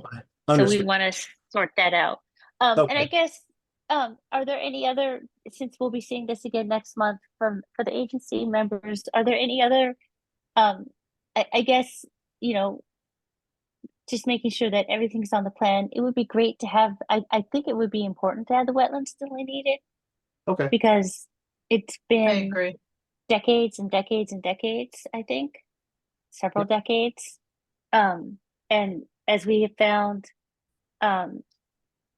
in previous applications, you know, wetlands change. Maybe you're not all the way in, maybe you're farther away, maybe you're closer. okay, But no it would, it problem. would be, I guess that would be something. Yeah, and I know other members, and if Martin was here, he would totally be, but I think that would be a good thing. To do, Okay, and so Anna piped up there, so that's good.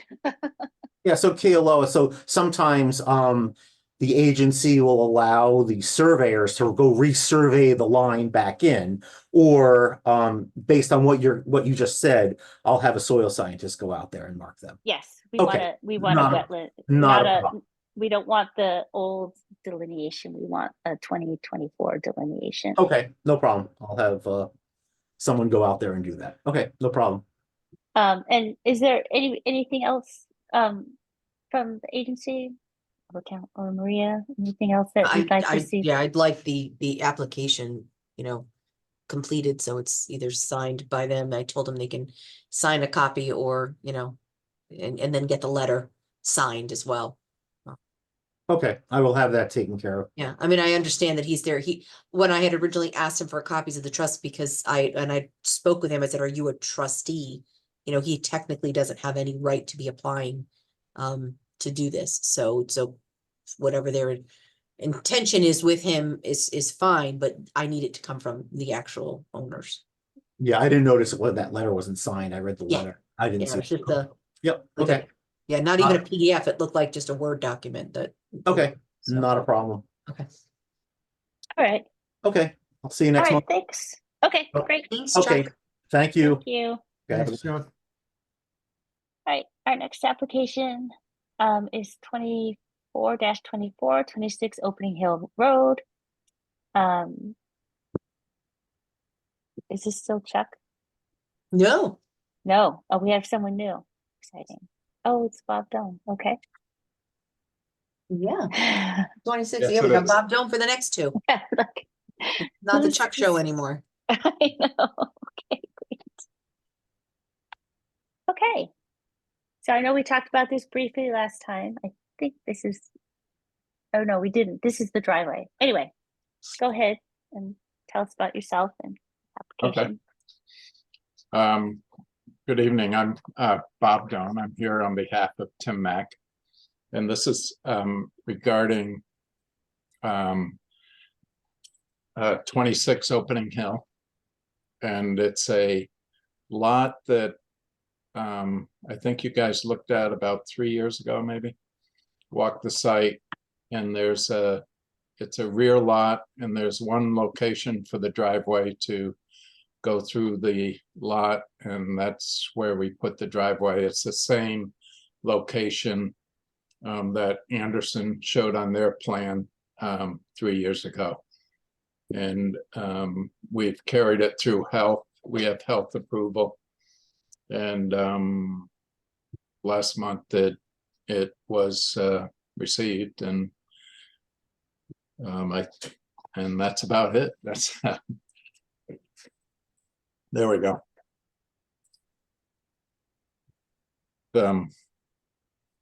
This is we also talked about the two adjoining lots to the east of this, and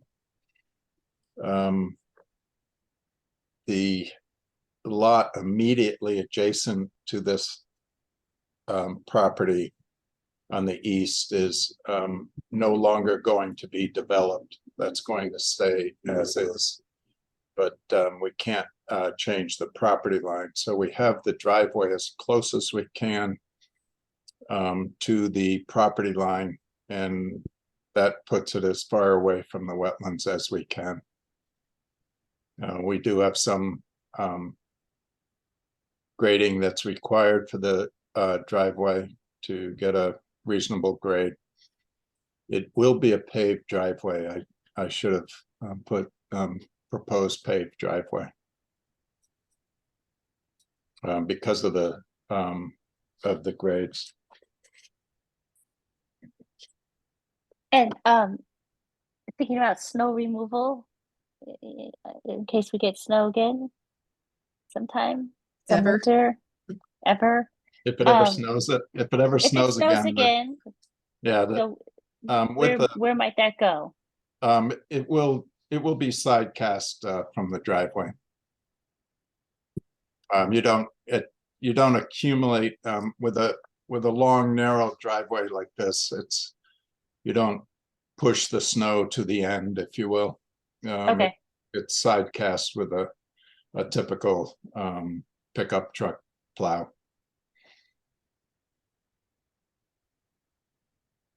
And there's no, when you do side cast, that's one advantage of having a paved driveway. You're not moving gravel off to the side when you're plowing it. other questions for the applicant?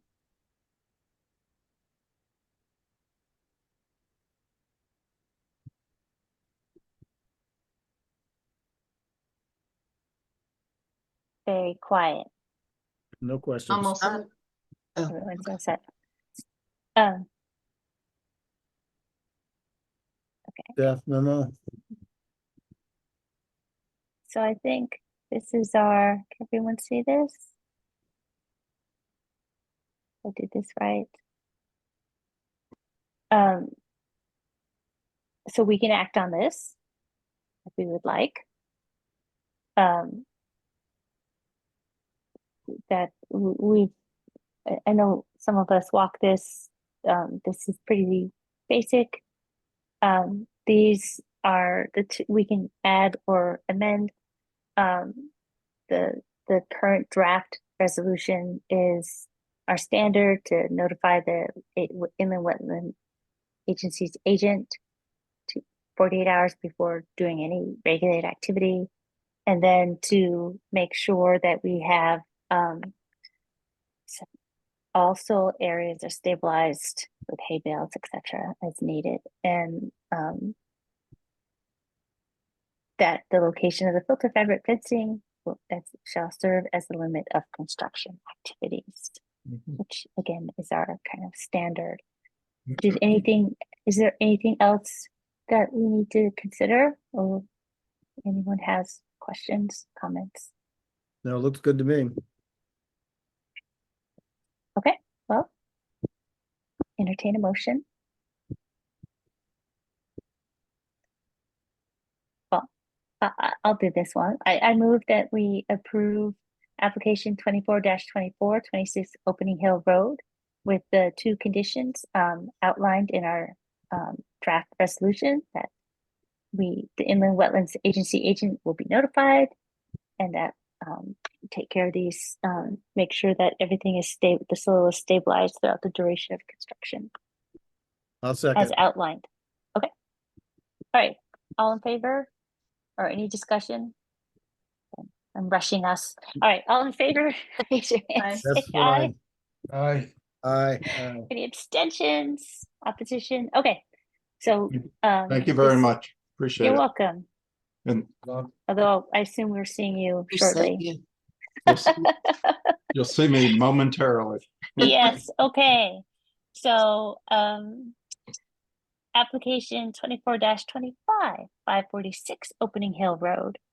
Here again, we have Mr. Dome. Okay. This was a plan that was approved a couple of years ago almost, and thank you, Maria. The house sanitary system have been constructed. When the site was constructed, there was more ledge on the left-hand side of the property where you see the grading against the western property line. So the house came up. As that came up, the driveway came up. And the retaining wall that runs along the left-hand side of the shaded area that you see on the plan. There's a stone retaining wall that was built to reduce the grading to the right, if you will, to the east. And the shaded area is actually are actually wood chips now at the base of the retaining wall. And essentially what the retaining wall does is limit the construction in the house area to the left of the retaining wall. And it actually, you know, in hindsight, it sets up a pretty nice barrier to the wetlands, and it keeps the activity to the left. As we move north, where the sanitary system is, with the extreme rain that we had this spring, and the seasonal high groundwater that has been was higher than I've ever seen it in my short career. And we installed a curtain drain that runs parallel to the western property line and up gradient of the sanitary system. It had to be 25 feet from the sanitary system. And that curtain drain outlets in the stone area. You can see the 4-inch PVC pipe ends at the stone area. And one thing I've added to this this application, other than the after the fact items, is that we would like to install an extension on that pipe where the note reads connect existing drain to proposed perforated pipe in stone. And we propose a 2-inch stone berm with 10 feet, a 10-foot length of 4-inch diameter perforated pipe. And that's immediately above an area of dense, with dense grouping of surface stones. And when I presented this at your last month meeting, Martin brought up some questions about it, and he asked if I had a photo of it, and I did not. But I went out there and took some photos and sent those in. But with that location and spreading it across, we have a very good existing natural riprap area downgrade of our outlet of the curtain drain. So I think that with that addition, the site should end up being very well stabilized. We do have proposed pickleball court that as we move further north, and that is on the end of the, it covers the end of the curtain drain, and which is fine. It's not going to be an issue as far as the functioning of the curtain drain. And the pickleball court will be a paved 30-foot by 60-foot court. And that will be just 100 feet away from the wetlands.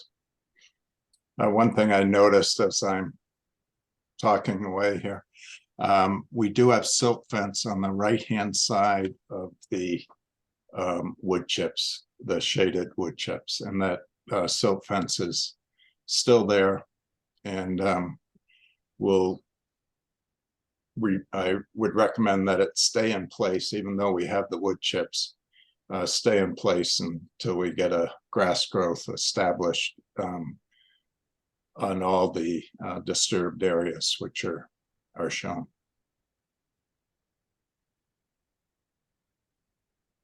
And that's about it. So Bob, it's probably on a pre-approved plan, but Joe, couldn't Joe, you- I'm having trouble hearing you. is everybody else hearing me? You're You're- very faint. You're faint. soft. I'm gonna turn up the volume on the computer. I'll be right back.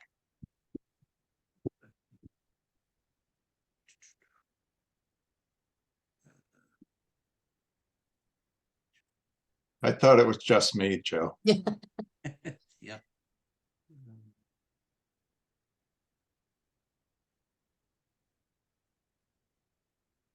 Hold on. Yeah, my microphone's turned up. No, you're still faint. How about now? Oh, Oh, God, there you it's go. better. Better, that's good. There you Okay. go. All right, I couldn't take my eyes off the LP tank, which is on the lower side of that Yep. retaining wall. Hmm. Is that for the house and the pool? And why is that the best place for it? It's above, It's above ground. it's above ground tank, and I it's guess. it's above the, there's a retaining wall on either side of it. Yep. And so the retaining wall kind of shields it, if you will, from the Okay. But the visibility function of is the house. just a stove, heat Oh, the no, pool, maybe. It's Oh, it's a 1,000-gallon tank. I believe it's used, I think Tim is on this. I believe it's used to heat the house. okay. We didn't bury it. That's a reflection of the ledge that we were encountering. Yep. So I'm just assuming when somebody comes up the driveway, they take a right and they can drive right up to it. They don't even have to go off the driveway with the length of hose that they have. Okay. Okay. I couldn't take my eyes off it, but I'm sure it was on another plan.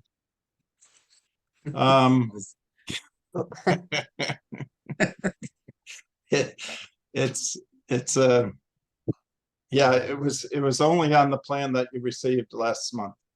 Oh, okay. All right. So it's new. Yes, sir. Okay.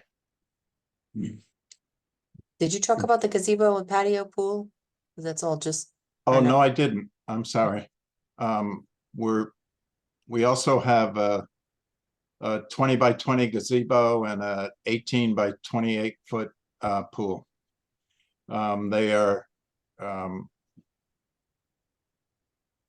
up against the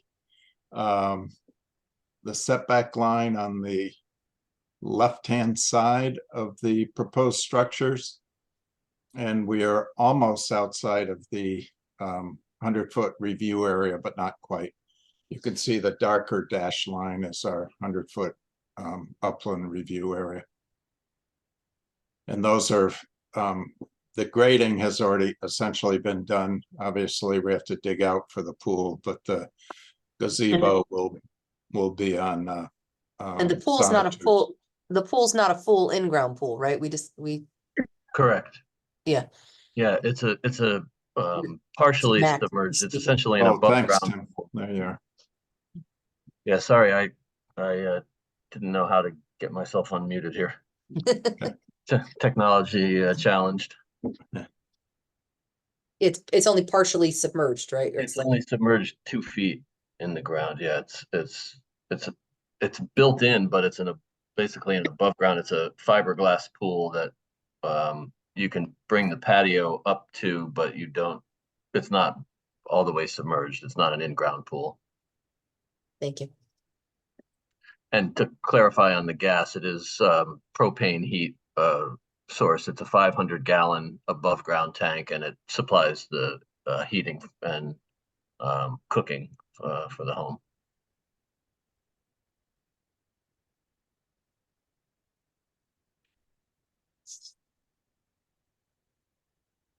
I'm going to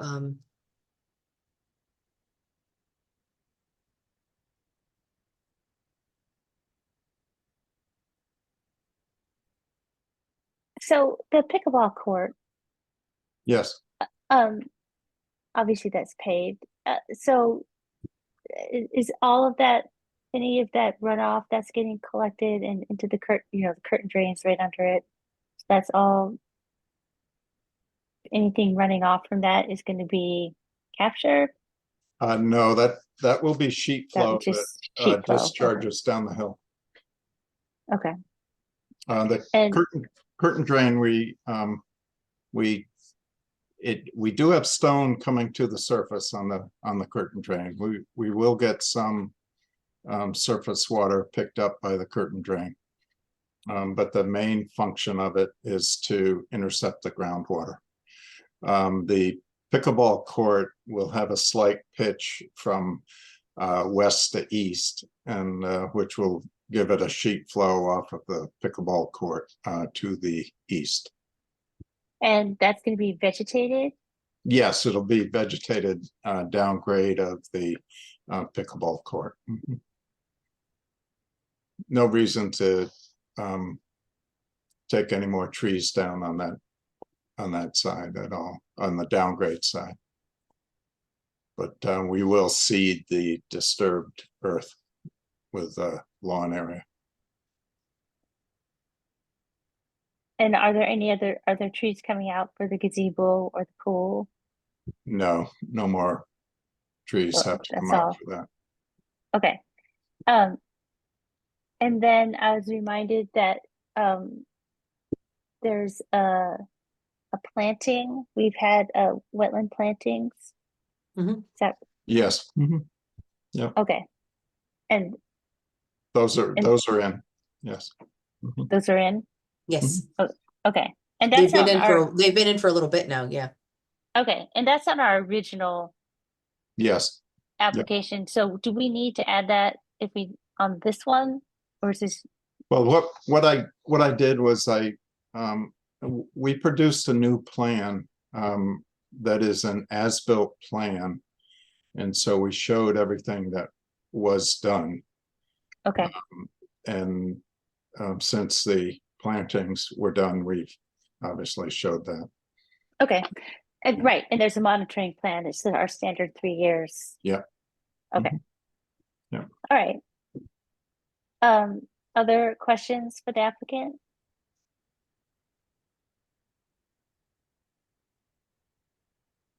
No. Nope. All right. I'm gonna do my share thing again.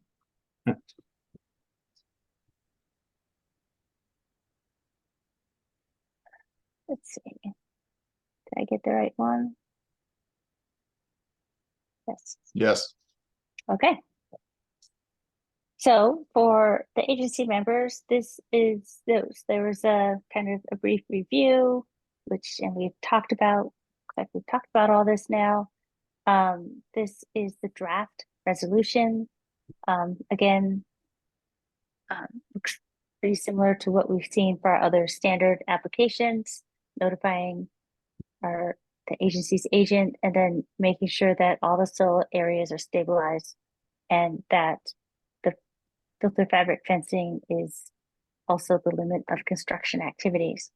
Now, Mr. Doan, you had mentioned that you recommend that the silt fence stay in until the soil is stabilized. I guess this second resolution kind of captures that. Well, it would be on our site plan also on our Okay. the second sheet. That's Okay. pretty much a standard ENS requirement on our site plans. Okay. So then all of that is It's always been part of the project. all right. Does anybody want to make a motion? Yes, I will, again. I move that we approve application 24-25 546 Opening Hill Road. In accordance with the staff memo, the two conditions in the staff memo regarding notice to the inland wetland agency agent and the stabilization of the site and erosion controls. All right. Anybody want a second? I'll second. Yes. All right, Joe. All right. Any other discussion? Nope.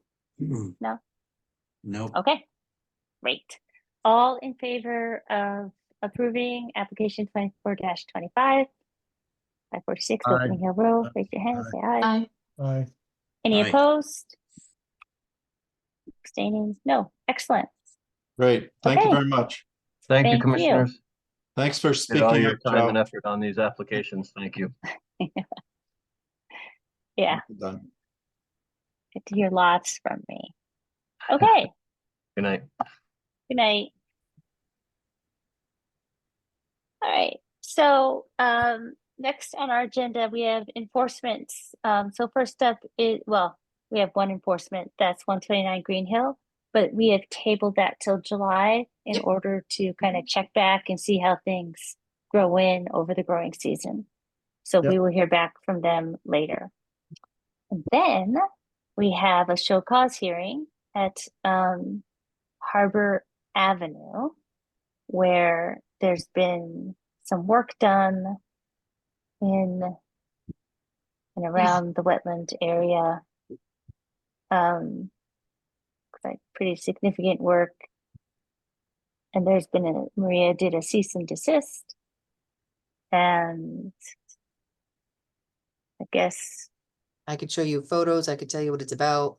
yeah, why don't you can Please. give us a little So Little- background. we received a complaint about work being done in a wetland and went down there. It was last Thursday, Friday.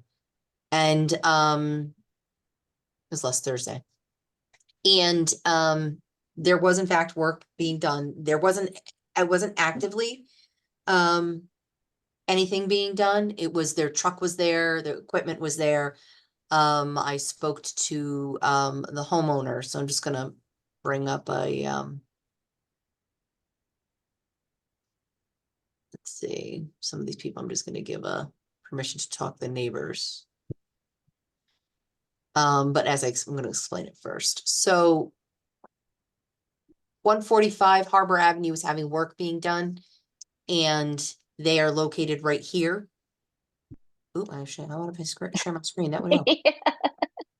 I was looking, I'm like, where? You see it? Yes. Okay, so they're located right here. This was the homeowners of this property were having work being done. The work was excavation and filling, and they worked on a drain. They're putting in a patio all back here. Unfortunately, from what we saw, and I'll show you in the pictures, the work is back here. They were working on this structure right over here and putting in footings, restabilizing. It has like a little like lean-to on it that needed to be new footings, I guess. And there's a drain somewhere back here that was all excavated and rock was put in all along this back area. So unfortunately, even though this person, 145 was doing work, it touched, as we believe, all these properties, including this road right here, which belongs to 146, the back of 127. This property over here is owned by 141, and this property is owned by 145. So when I spoke to the homeowner, just bringing these other photos. She was unaware that she needed permits to do the work. This is the patio. As you can see, there's the excavation. This is the back of 127. There's the gravel that's being put in the back along the wetland. This is the drain that was dug up, repaired. There's new PVC pipe inside of it. This is all new gravel. There's the footing that you can see over here being put in. There's the new PVC pipe in there.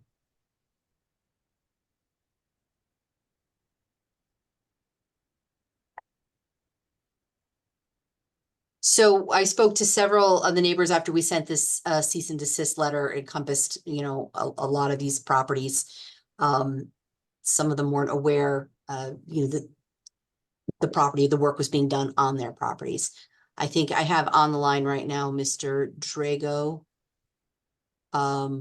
Who's actually is 127 Harbor. And Linda French is 127 Harbor, Mr. Sulo, who is 145. Which the work is where the work was being done. So if you want to let any of them speak, one of the owners says that they think it's just a, misunderstanding that nobody really knows where the property lines are. We don't have any surveys for any of these properties. Without anybody going out there and surveying it, we don't know where the work was done, on how much it encroaches on whose property. It was just, we know it's a flagged wetland. We have indication, we have maps on file that show it's a wetland. And it's right behind 128 Chittenden, which was a known flagged wetland, which you saw Right. last year. Right. Okay. Well, so currently there's a cease and desist. Mhm. And of course, we can hear from the homeowners. And then I guess we'll have to figure out, well, obviously it'd be helpful to understand who owns the property, but also to figure out what to do or move forward Is- with I would what assume, happened. yeah, I Yeah, would assume the town engineer would like to also know exactly where drainage structures are, so I can see them wanting surveys done. Is the cease and desist on the drain pipe or the patio or both? It's on all the work That's- being done. It's all relatively in the wetland. I mean, zoning, we don't regulate the patios, but it's the work is being done in a wetland. And I'm gonna pull Wetland. up the record that we have that shows. Maria, maybe I missed it. Which owner actually initiated the work? Who hired the contractor? 145. 145. 145 did. Okay. Yeah, 145 Harbor is the one that hired them. So it seems So like they- they're the ones that should be mapping the wetland and submitting an application, right? Or is that, Well, it's on all these I don't know. I mean, that's for. My feeling is I don't know whose property it's on. So obviously if there's work being done on somebody's Right. property, they would all have to be on part of the application. Without telling exactly whose property it is, they would all have to be part of an application and how much work was done. They should all get together and do a survey.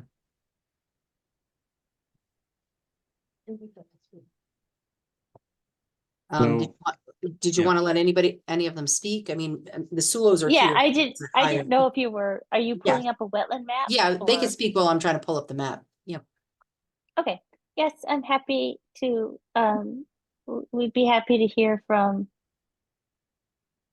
those of you who would wish to speak. If you do, you can unmute and state your name and address. Hi, Michael Sulo. Can you hear me? Yep, Yes. Okay, Michael Sulo from 145. I do want to state that we own 3 properties here. So if you look at that map, we own all those properties in that garage, what's located called the garage on the drawings. Okay, Well, I just want to say one thing, Mr. Sulo, just so that the agency knows. Yep. You did purchase the garage from Ms. Shutters, who's at 141. garage. We own Right. one, you own the other. She owned one half, you own the other half. And Correct. all that was just legalized on Friday. They never correct. filed any of the documentations. Mhm. So Ms. Shutters, who owns 141, also had to get the No, I cease and understand. desist. And It- she wasn't aware that the paperwork didn't get filed in the town, completing the transaction until she got the letter. So as of Friday, it's on the land records that own that whole piece of property. Yeah. Okay. Okay. But what we were doing was we were just replaced the existing drainage pipe that was in that property.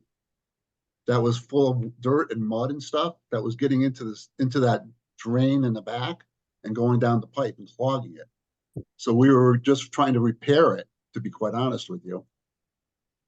And we have pictures of the pipe that we took out that is broken and is full of mud, rotted, collapsed. So that, if I could introduce myself, I'm William Blythe III, 81 Harbor Avenue. I was the contractor. I am the contractor. So there's 4 homeowners at the end of Harbor Avenue that are responsible for the maintenance and drainage of Harbor Avenue. And per DEEP, they claim that this is tidal wetlands that's in their jurisdiction and their oversight, that it's not inland wetlands. This is per DEEP. Not that I'm looking to have a discussion about that, but just to clarify this, the drainage structure that we replaced the rotted pipe into was existing.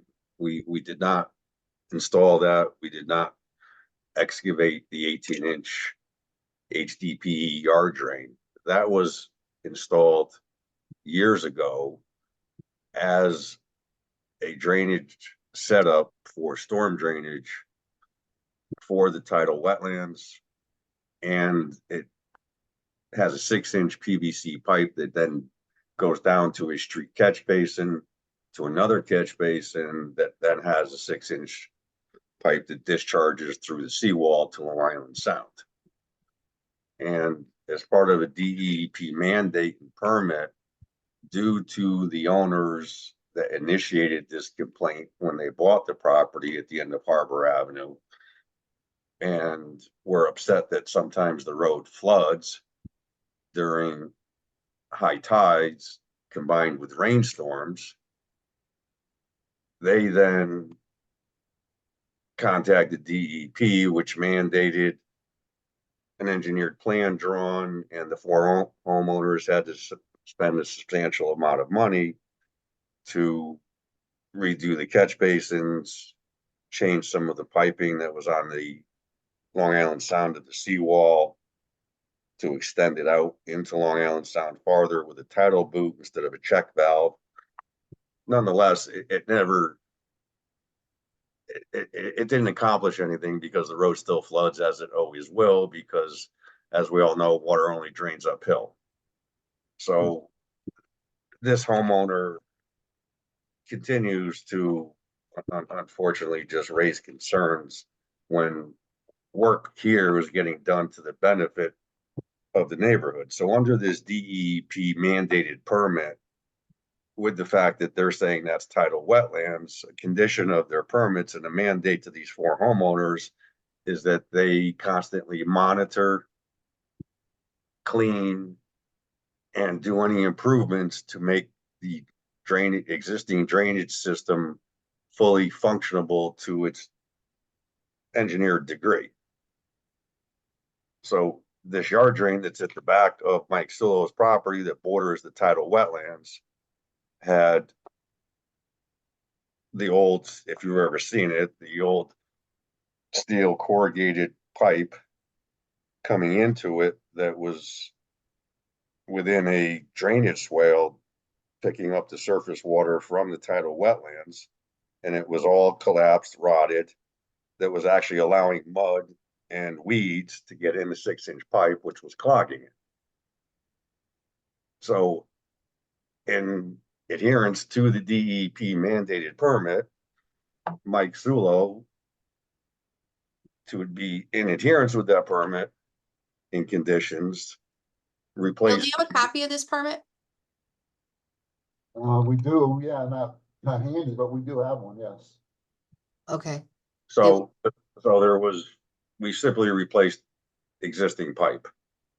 And as Maria could clearly see when she came down here, we never encroached 1 inch into the cattails. There's a old existing stone. So on the property side of that drainage swale, to make the drainage swale more functionable and to try to have it only shed clean surface water to this yard drain so as not to clog the 6-inch pipe on the property side, I lined it with 3/4-inch stone, but never went on the backside of it. And then I want to make a point when Maria said that there was filling on the property. There's been no filling, but we are simply working in the exact same footprints of what was here prior. So we simply improved the fact of the drainage so that it was no longer getting mud and pieces of weeds that were clogging a 6-inch pipe. And then the driveway that was an old pea stone gravel that had weeds and grass growing up through it, we were simply putting a new layer of processed stone on it. Again, a pervious surface. So, and as was evident in the pictures, I had hard stakes with flagging at the limit of the existing driveway. And that's exactly where we have duplicated putting processed stone on the existing driveway.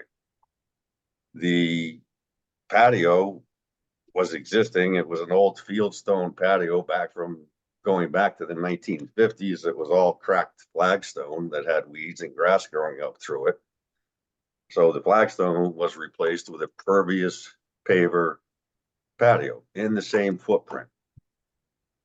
And the only thing that has been added that wasn't existing was the 12-inch high modular block wall. And the reason for that installation was that the septic tank was slightly elevated, and during heavy rainstorms or during tidal water coming in and out of the property, because this property can get up to 12 inches of tidal water on it, the soil on top of the tank and on the east side of the septic tank was eroding and then washing down the driveway into the catch basin and clogging the catch basin. So to correct that detrimental drainage feature, we put a modular block wall parallel with the long side of the septic tank that's also running north and south, so it doesn't impede or restrict any flow of water as is dictated by DEP. And that's the only thing that has been added to this property that wasn't prior existing. So it's simply been improvements of what was already here and already existing. If you want us to show, we can share our screen, we can show you pictures of the pipe that we took out. Well, I think, but let's just back up for a minute. Looking at the map and seeing how close this is to a previous application that we saw last year, I'm curious when DEP designated this a tidal wetland, because you know, our first step may be, because if this is a tidal wetland, then this is a deep and planning and zoning issue, not inland wetlands. But if it is an inland wetlands issue, then we can have this further discussion. And so I think that should be clarified first. And you said cattails. I think that's Phragmites. If it is Phragmites. cattails, Okay, for yeah. cattails, Phragmites, I'm sorry. Well, You know, that's it's a okay, but nomenclature that gets switched back and forth between the two. yeah, cattails would be completely freshwater. Right. So then that would definitely be our jurisdiction. Phragmites Sure. means No, it's it's unclear. definitely brine water. Okay, well, then I think that's something that we need to verify, because it abuts a property that we did just have an inland wetlands application for last year on Chittenden Lane. I'm pretty sure. Yeah. Yeah, it's the same it wetland. abuts. Yeah, Yep. it's the same wetland complex. Right. So I think that is our Here's- first step. This is one map I found. This isn't the one I Yeah, but want. again, I wasn't trying to make an issue of tidal wetlands, inland wetlands. I'm simply bringing up the DEP permit and work that was done here approximately 2018. And that's, Because it was stipulated in that work and approval by DEP as a result of the complaints of the neighbor that made this same complaint, that the drainage system that has been existing here for 20 years at least, if not longer, Longer than longer than that. that it be monitored, maintained, and cleaned and functionable. right. And And so that in adherence to that, Mr. Sulo simply replaced rotted pipe that was discharging mud and pieces of weeds into what is unfortunately only a 6-inch drainage pipe, which, as you can imagine and visualize, a 6-inch pipe easily clogs. So to Yes. alleviate that problem, we simply replaced, some footage of rotted pipe. So again, we haven't encroached anywhere where there wasn't already existing improvements or an existing drainage structure. And well, nothing has been done on this property that wasn't already existing. okay. So the reason it matters if it's tidal or in the wetlands is because if this is tidal, then we don't have anything to do with this. Right. And then this goes somewhere else. That's Oh. not us. Okay, I can appreciate that. Okay. And so that's why I think that before we get into anything else, that will be our first step, is determining whether or not this is an inland wetlands or whether it's a tidal wetlands. Okay. Probably in 20 years, that would be an easier question to answer, but currently Okay. it's not. Yeah, in 20 years, these properties might not exist. Yeah, probably. With sea level coming up an inch a year. Here's the map with the wetlands flagged. Is this recently? Yeah, don't- when was it flagged? So I think this one was 2002. Yeah, so that's, So didn't it's we get, this is the one. ahead. Chittenden, I have 128 Chittenden, if you want that one too. I mean, I think the question is, first of all, is who owns what? And the wetland should be flagged, but you guys have to decide. Yes, so I think, but if this is tidal, then this goes to planning and zoning or D. Right.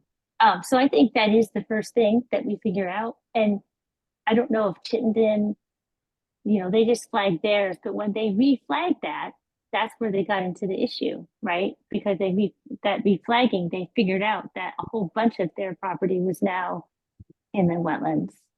Yeah, that last map had a 50-foot upland review Had area a shown. 50-foot upland review. Yeah. Yeah. So I think that's what we need to do first, is that needs to be, we need to figure out if that's an inland wetlands or not.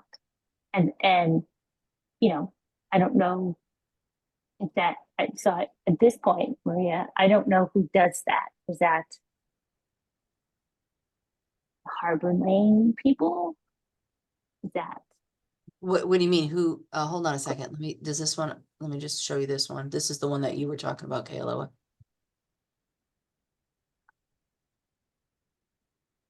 Right? This is Chittenden. Yeah. So I don't know if it shows. It shows Kazulo and Sulo. It shows the people whose work is being done. That's them right here. It's 115 Harbor, 123 Harbor. And this is This existing garage, I think, is, I don't know that's 134 Chittenden. So it doesn't really, it just backs up to them, but that's the same system. Yes, the same system. So I'm going to guess that, given that they had this done and this is inland wetlands, that is the same. But and if it is inland wetlands, then we'll need to. I mean, we need to dig into this because it looks like there's a patio, and I don't wanna get into all of that tonight until we Right. figure out. I who- think, yeah, I think they need to talk amongst themselves and it needs to be surveyed and they have to hire somebody to flag. For the wetlands. Yeah. Yeah. So so that is our first step. Is that Determining, does, yeah. it's determining if this is an inland wetlands or if it is a tidal wetlands, because the jurisdiction is different. And if it is tidal, then deep can be in charge of this on planning and zoning. Can I ask a question in the, I guess in the broad sense? So the drainage was existing. We didn't install new drainage. It was existing. The work's not as of right though, Bill. Excuse me, Maria? The work's not as of right. What do you mean by as of You right? just don't have you just don't go and do it. Okay, So in the But I guess- regulations, there's an as of right. okay, so I understand that. But what needs to be acknowledged is that yard drain was existing. We didn't add a yard drain. We didn't move it. We didn't excavate it. We simply replaced pipes that were going into it. The driveway was existing. We didn't make the driveway bigger. We never encroached 1 foot into the Phragmite. So we have, So everything that's been done here is understand simply what you're saying, redoing Bill, what but was already existing. we understand what you're saying, but they have, we have a complaint. We have to respond to it. No, If there's a cease and desist, they're going to make a You have corrective that obligation. action and then we can move on. And we can't keep going over until we find out what it is and then which agency is going to deal with it. Okay, Okay?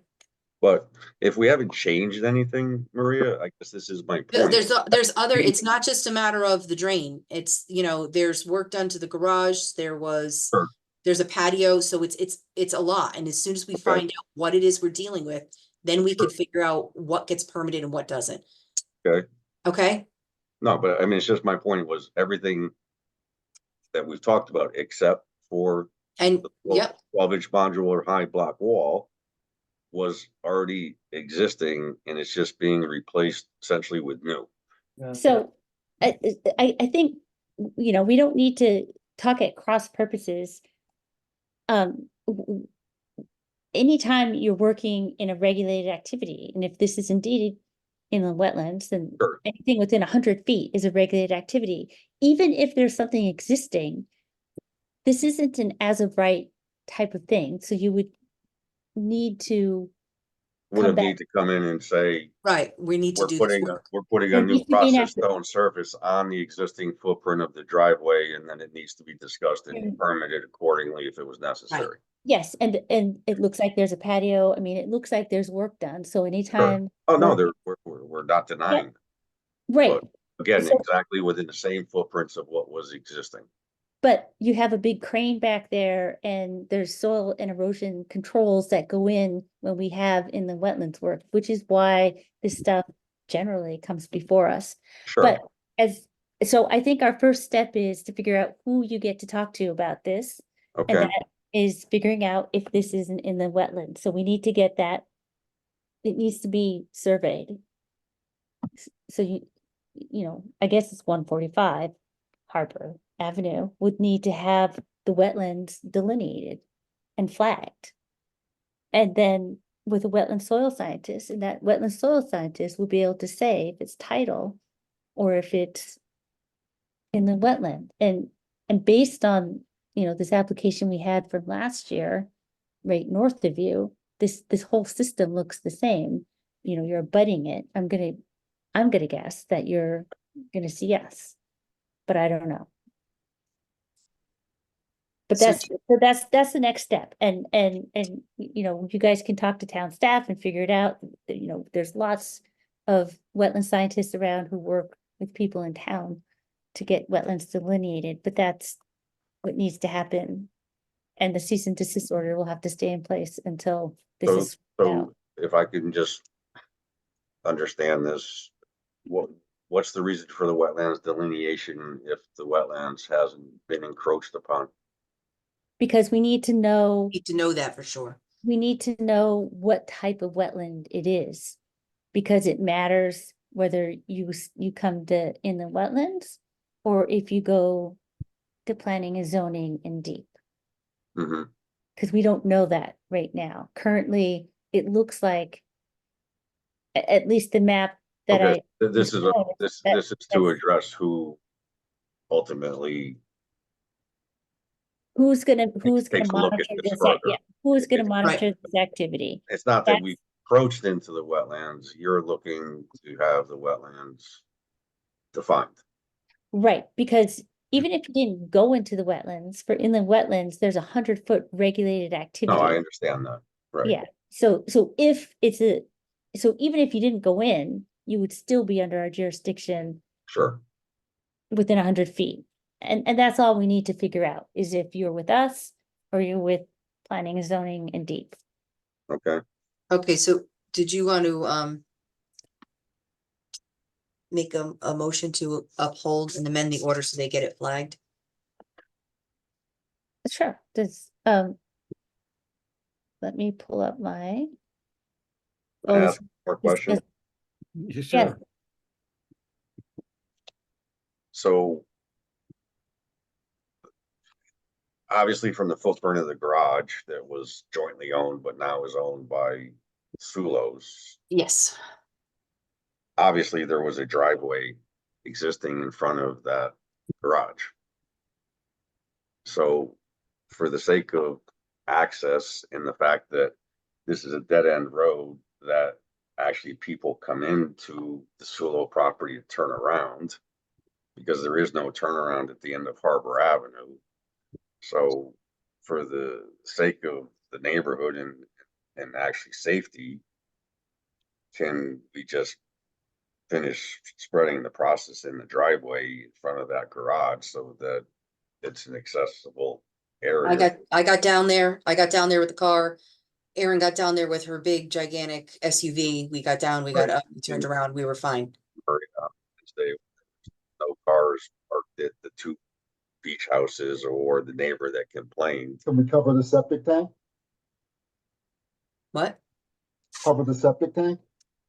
So there was a cracked pipe on the outlet of the septic tank going to the D box. That it's actually a split pipe. That's the main outlet pipe from the septic tank to the D box. So can that work be finished to repair? Is that permitted? Was that permitted at 145 for repair, septic repair? I just discovered the cracked pipe. So then you have to check it, that's, who is that, public health? Well, that would be Department And wetland signs off on all septic permits. So that has to be permitted, you have to, all of that has to go through, well, I guess. Yeah. So I guess, so the answer to your question is, I think, it sounds like no. We're gonna, until we figure this out, we're not gonna have any activity down there. And for septic, if it is cracked, and that is definitely something you should talk to the public health about and get them out to look at it. I don't actually know that process. Yes, yeah, I'm very familiar with it. Thank you. Okay. I'm gonna make a motion that we uphold the cease and desist order and have I guess it's 145 Harbor Avenue, get a wetland delineation on the properties where all the activities taking place, so we can have a better sense of the jurisdiction, if it is an inland wetland or a tidal wetland. And do you want to, Oh, go ahead. by when? July meeting? Yes. Okay. So look another letter out. Well, but that was a Alright, yeah. motion, so. That was a motion, sorry. I'll second it. All right, any other discussion from the agency members? Nope. Okay, all right, so, you'll be able to, you'll get a letter from town staff. Oh, Tom. No. I Oh. thought we had a motion, we had a second. Oh. Aye. He's Oh, voting, he's I say, voting. I know it's late. I'm so, these late evenings are That's killing me. okay. That's I what know. do. Okay. Thank you. All in favor, raise your hand, say aye. Aye. Any Aye. opposed? Any abstaining? Okay, it passes. Okay, so Mr. Sulu and the other person, Bob, I can't see the name. Like, Bill. Build life. Yep. Okay, right, because it's not on there. I guess that everybody will be in contact with you, Maria. Yes, I'll have to do a whole, What Yeah, do I'll we let her actually out. have to, but what do we actually have to do is hire a surveyor, correct? I'm gonna send you a new letter that'll tell you exactly what you need to do. Just Okay. like you got the cease and desist, you'll get a revised letter that says what the corrective action is. Okay, Okay, and did you and I'm want to, sure Bill will be in to talk to me. yes, thank you. So Okay, do you want to, if Mike can go back and find this DEP Oh, I have it. permit and approval? more than welcome to bring it in, but Or we have to get from on to, like 2018 due to this homeowner prior Yeah. complaining. yep, If we you can have put that in the file, absolutely, yep. Yeah, if you have a permit, all of that would be super helpful. Okay. All right, thank you. Okay, thank Thank you. you. Okay, so our last, Oops. we have 2 receipts. And this is where for, you're gonna make a motion to add. one Um, oh, yeah, thank Okay. you. Gosh.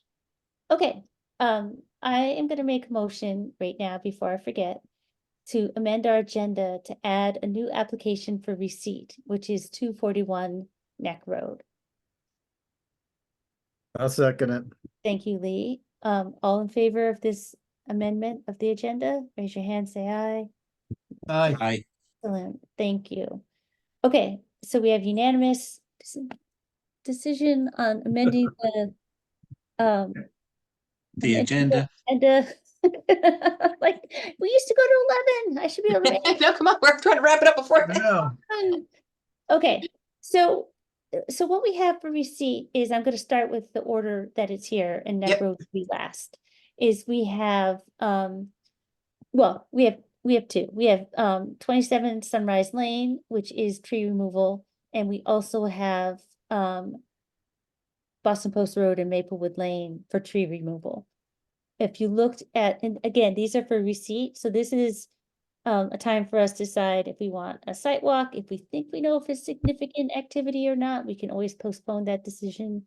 But, definitely, if we want to do a site walk for either of these, now would be the time. So if you looked at the applications, both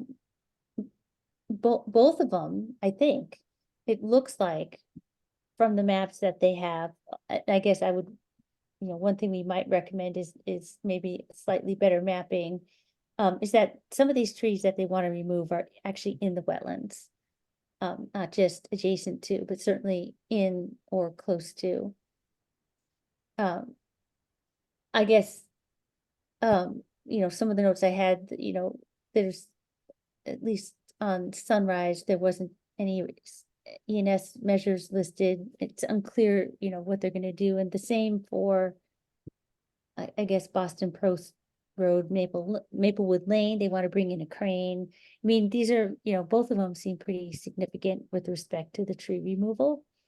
I would offer that this is probably these 2, and maybe Neck Road, we might want a site walk. I'm all for that. I like sidewalks. Yeah, and it's just, there's a lot going on here, and I know it was helpful when we did the other tree removals to actually go out and see what was happening. Yep.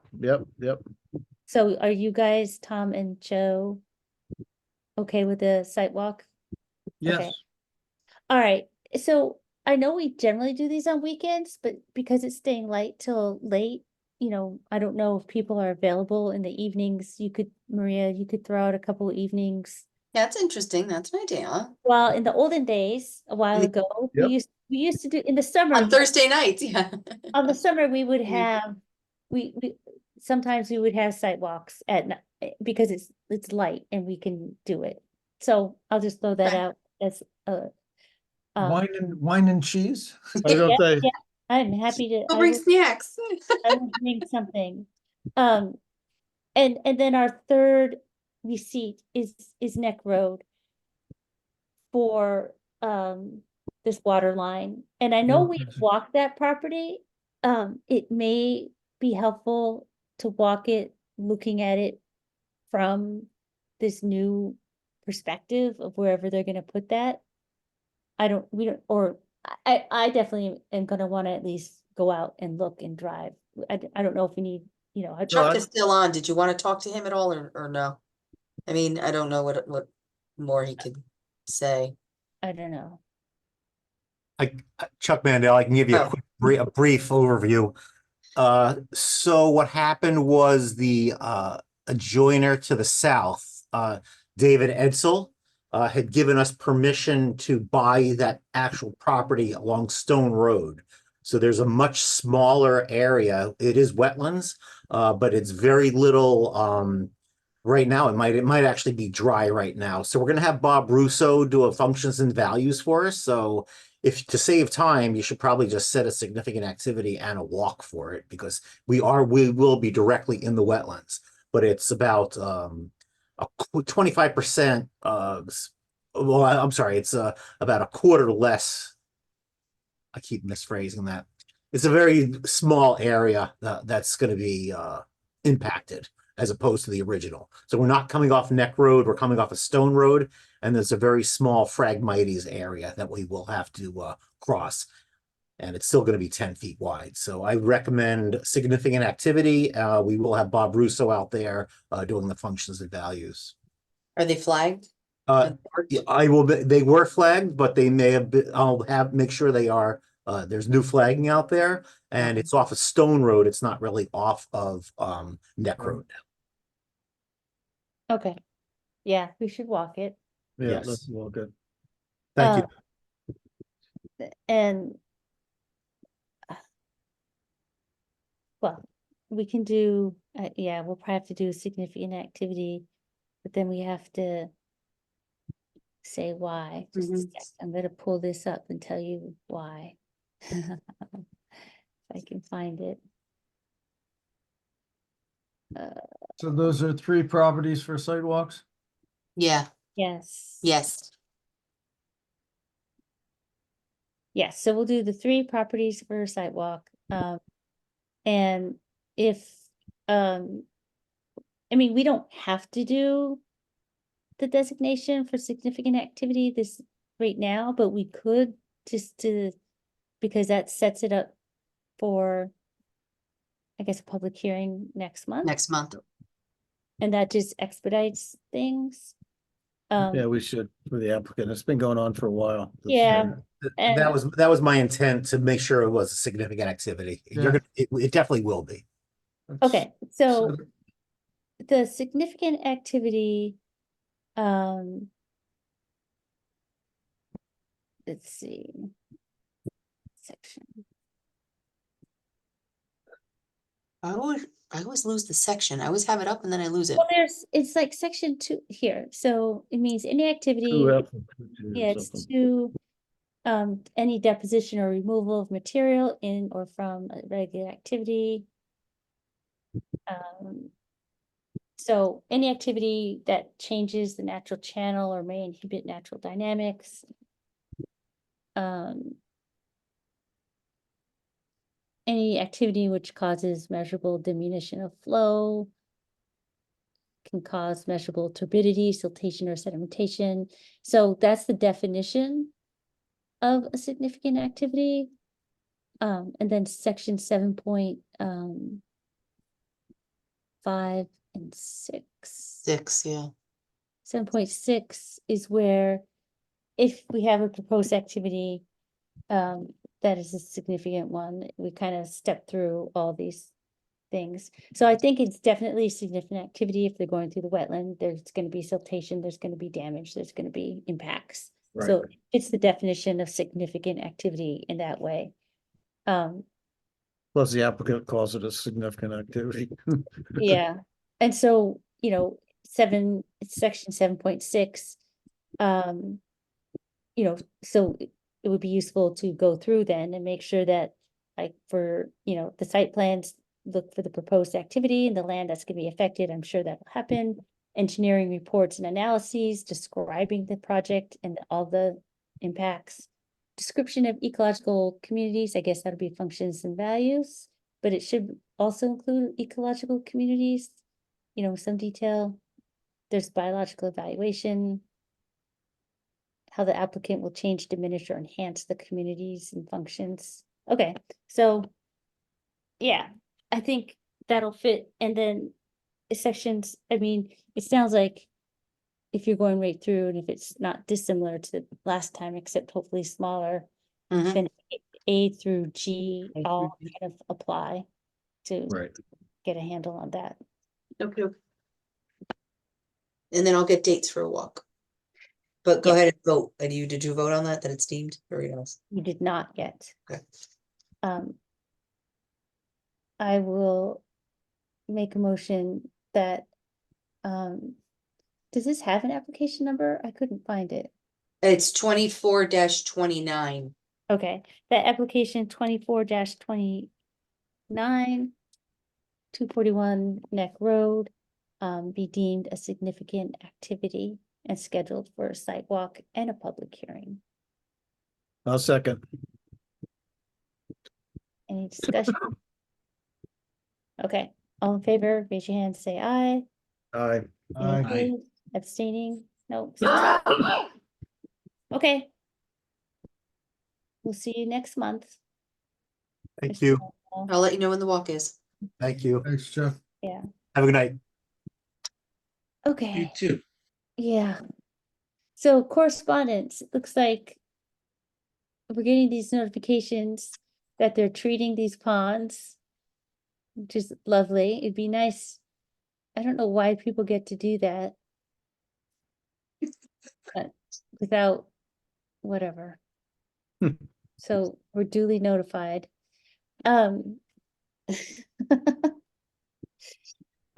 Approval of the minutes. Do Well, we- just so you know, Kia, this is your opportunity to voice concerns to DEEP if you wanted.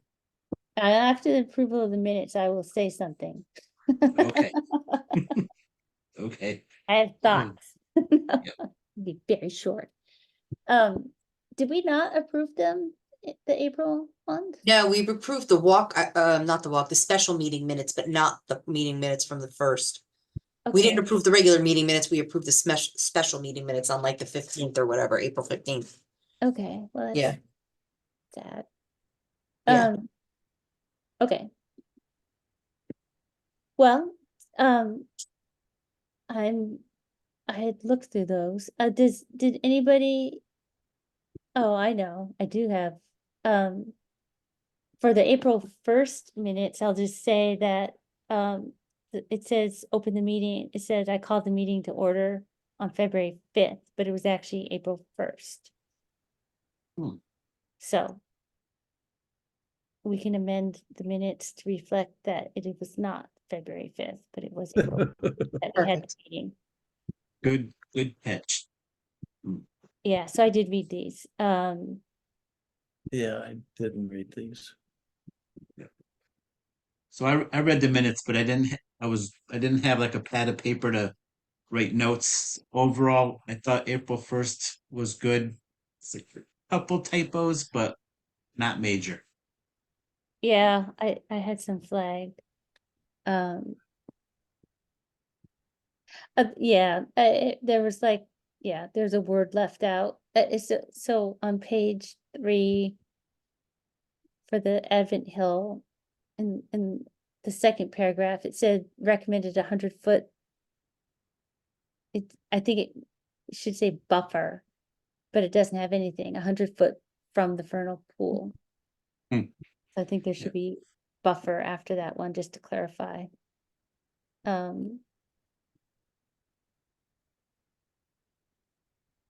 And I just that- read them quickly. I didn't see anything, but yeah, that's all that I had flagged for the April 1st. Anything for, the May 6th meeting minutes. Here I wish I did write notes down. There were a couple sentences that I couldn't make out what they meant, but aside from that, I think the gist of the facts were accurate. I gotta Okay, get better at writing notes yeah, I kind of Or- highlight them as I or go, printing them. yeah. Did anybody else have any comments? No, Okay.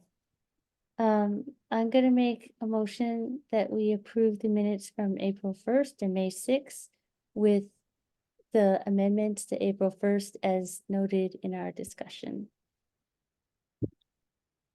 All right, got a Second. second? Lee? Oh, all right. All in favor, raise your hand, say aye. Aye. All right, looks like it's unanimous. Yay. All right. Oh, remarks. Yes, I don't think Deep should be able to tell people they can poison their ponds like that. We talked about this briefly before. Yeah, And I cannot believe that they're saying we get to regulate inland wetlands, but oops, wait, we're gonna just let all these people with big ponds and lakes poison them. So that's all I'm gonna say. I've gotta figure out, I think sometimes regulations are messy and don't make sense. All right, any other, so Maria, do you have anything you wanna talk about? I did, but nobody responded, and I don't know if it's because everybody got mad at me, but I did do a little email the other day. Just saying it's really important that you guys respond about if you're coming or not coming, and I know it's a pain in the butt, and we do submit stuff all the way to the last minute, but the more you could kind of look at it up until the next meeting, the quicker the meetings could go, because we have people that have hard stops or can't come, and we're always in danger of not having a quorum or Right. losing the quorum while we're in the middle of a meeting. Right, So, and I know that some of it is, it's, we get information, I give information up until, the 11th hour, but, well, yeah. the staff reports really help, the staff reports really help, I think. I still question whether or not, I know we've talked about this, but you're reading the staff report into the record. Do we do that just so the public hears it, or what's? so we only do that with the significant. With the significant activities, yeah. Because that's a legal, Yeah, that's Oh, a legal issue. the staff reports are like, we said to recap, so you can get a little, refresher. No, well, Yeah, I wonder what so the you don't have to legal- sit and read the whole application all over, but, if we're as prepared as we can be, then they can move quicker and we won't be dropping like flies, and I'm always afraid of losing a quorum and, stopping. Having to Yeah. stop a meeting because we don't have enough people. Right, So- so I think the significant activity, I think that we're doing that now. There's been a lot of lawsuits in town, and I think it just, I don't know if it's legal that we should be doing it, or if it's like recommended by town council, but that seems to be a For the change. significant activities, I Yeah. think Yeah, I'm just wondering if there's a from more town efficient. council had once said when you're doing a significant activity to really, that's why we do the fact and findings. So if it, goes to court, it's on, No, record. I think it's important to have it in the record. I'm just wondering whether or It not just you have seems to like read there's it. a more efficient way of doing it, and whether, and I don't know what it is, and maybe it's not even worth talking about at this point in time, but it seems like maybe we could, I mean, we should definitely get advice from council, but just refer to the memo and just have the As meeting writ- say, As written. please insert the memo into the this meeting. Yeah, we this, can, I can ask, I think Aaron had gotten, this month's meeting or something like that, so. I'm pretty sure Aaron had gotten a review, but I'll ask her if that's why that we do it. It's because Pete and Ira at the time, said we needed to.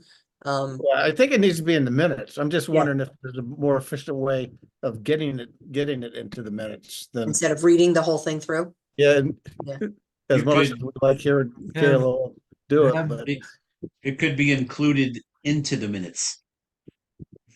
I don't know. It's worth asking somebody about it, unless. Okay. Well, Yeah. yeah, I think it has to be, I think having it be entered, I guess entering it into the record.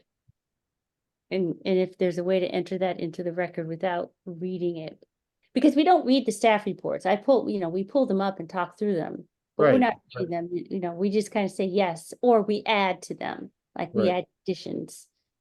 But that's a resolution, not a staff report. That's the resolution. You would add the extra conditions. Right, to right, that. right, Yeah. right. So the draft resolution, but we Yeah. don't read those out for every. We only read it out for significant activities, not for anything else. Yeah, but just in general, just the more prepared, we are going in, then we can move them along quicker, because we're Yeah. fading fast here.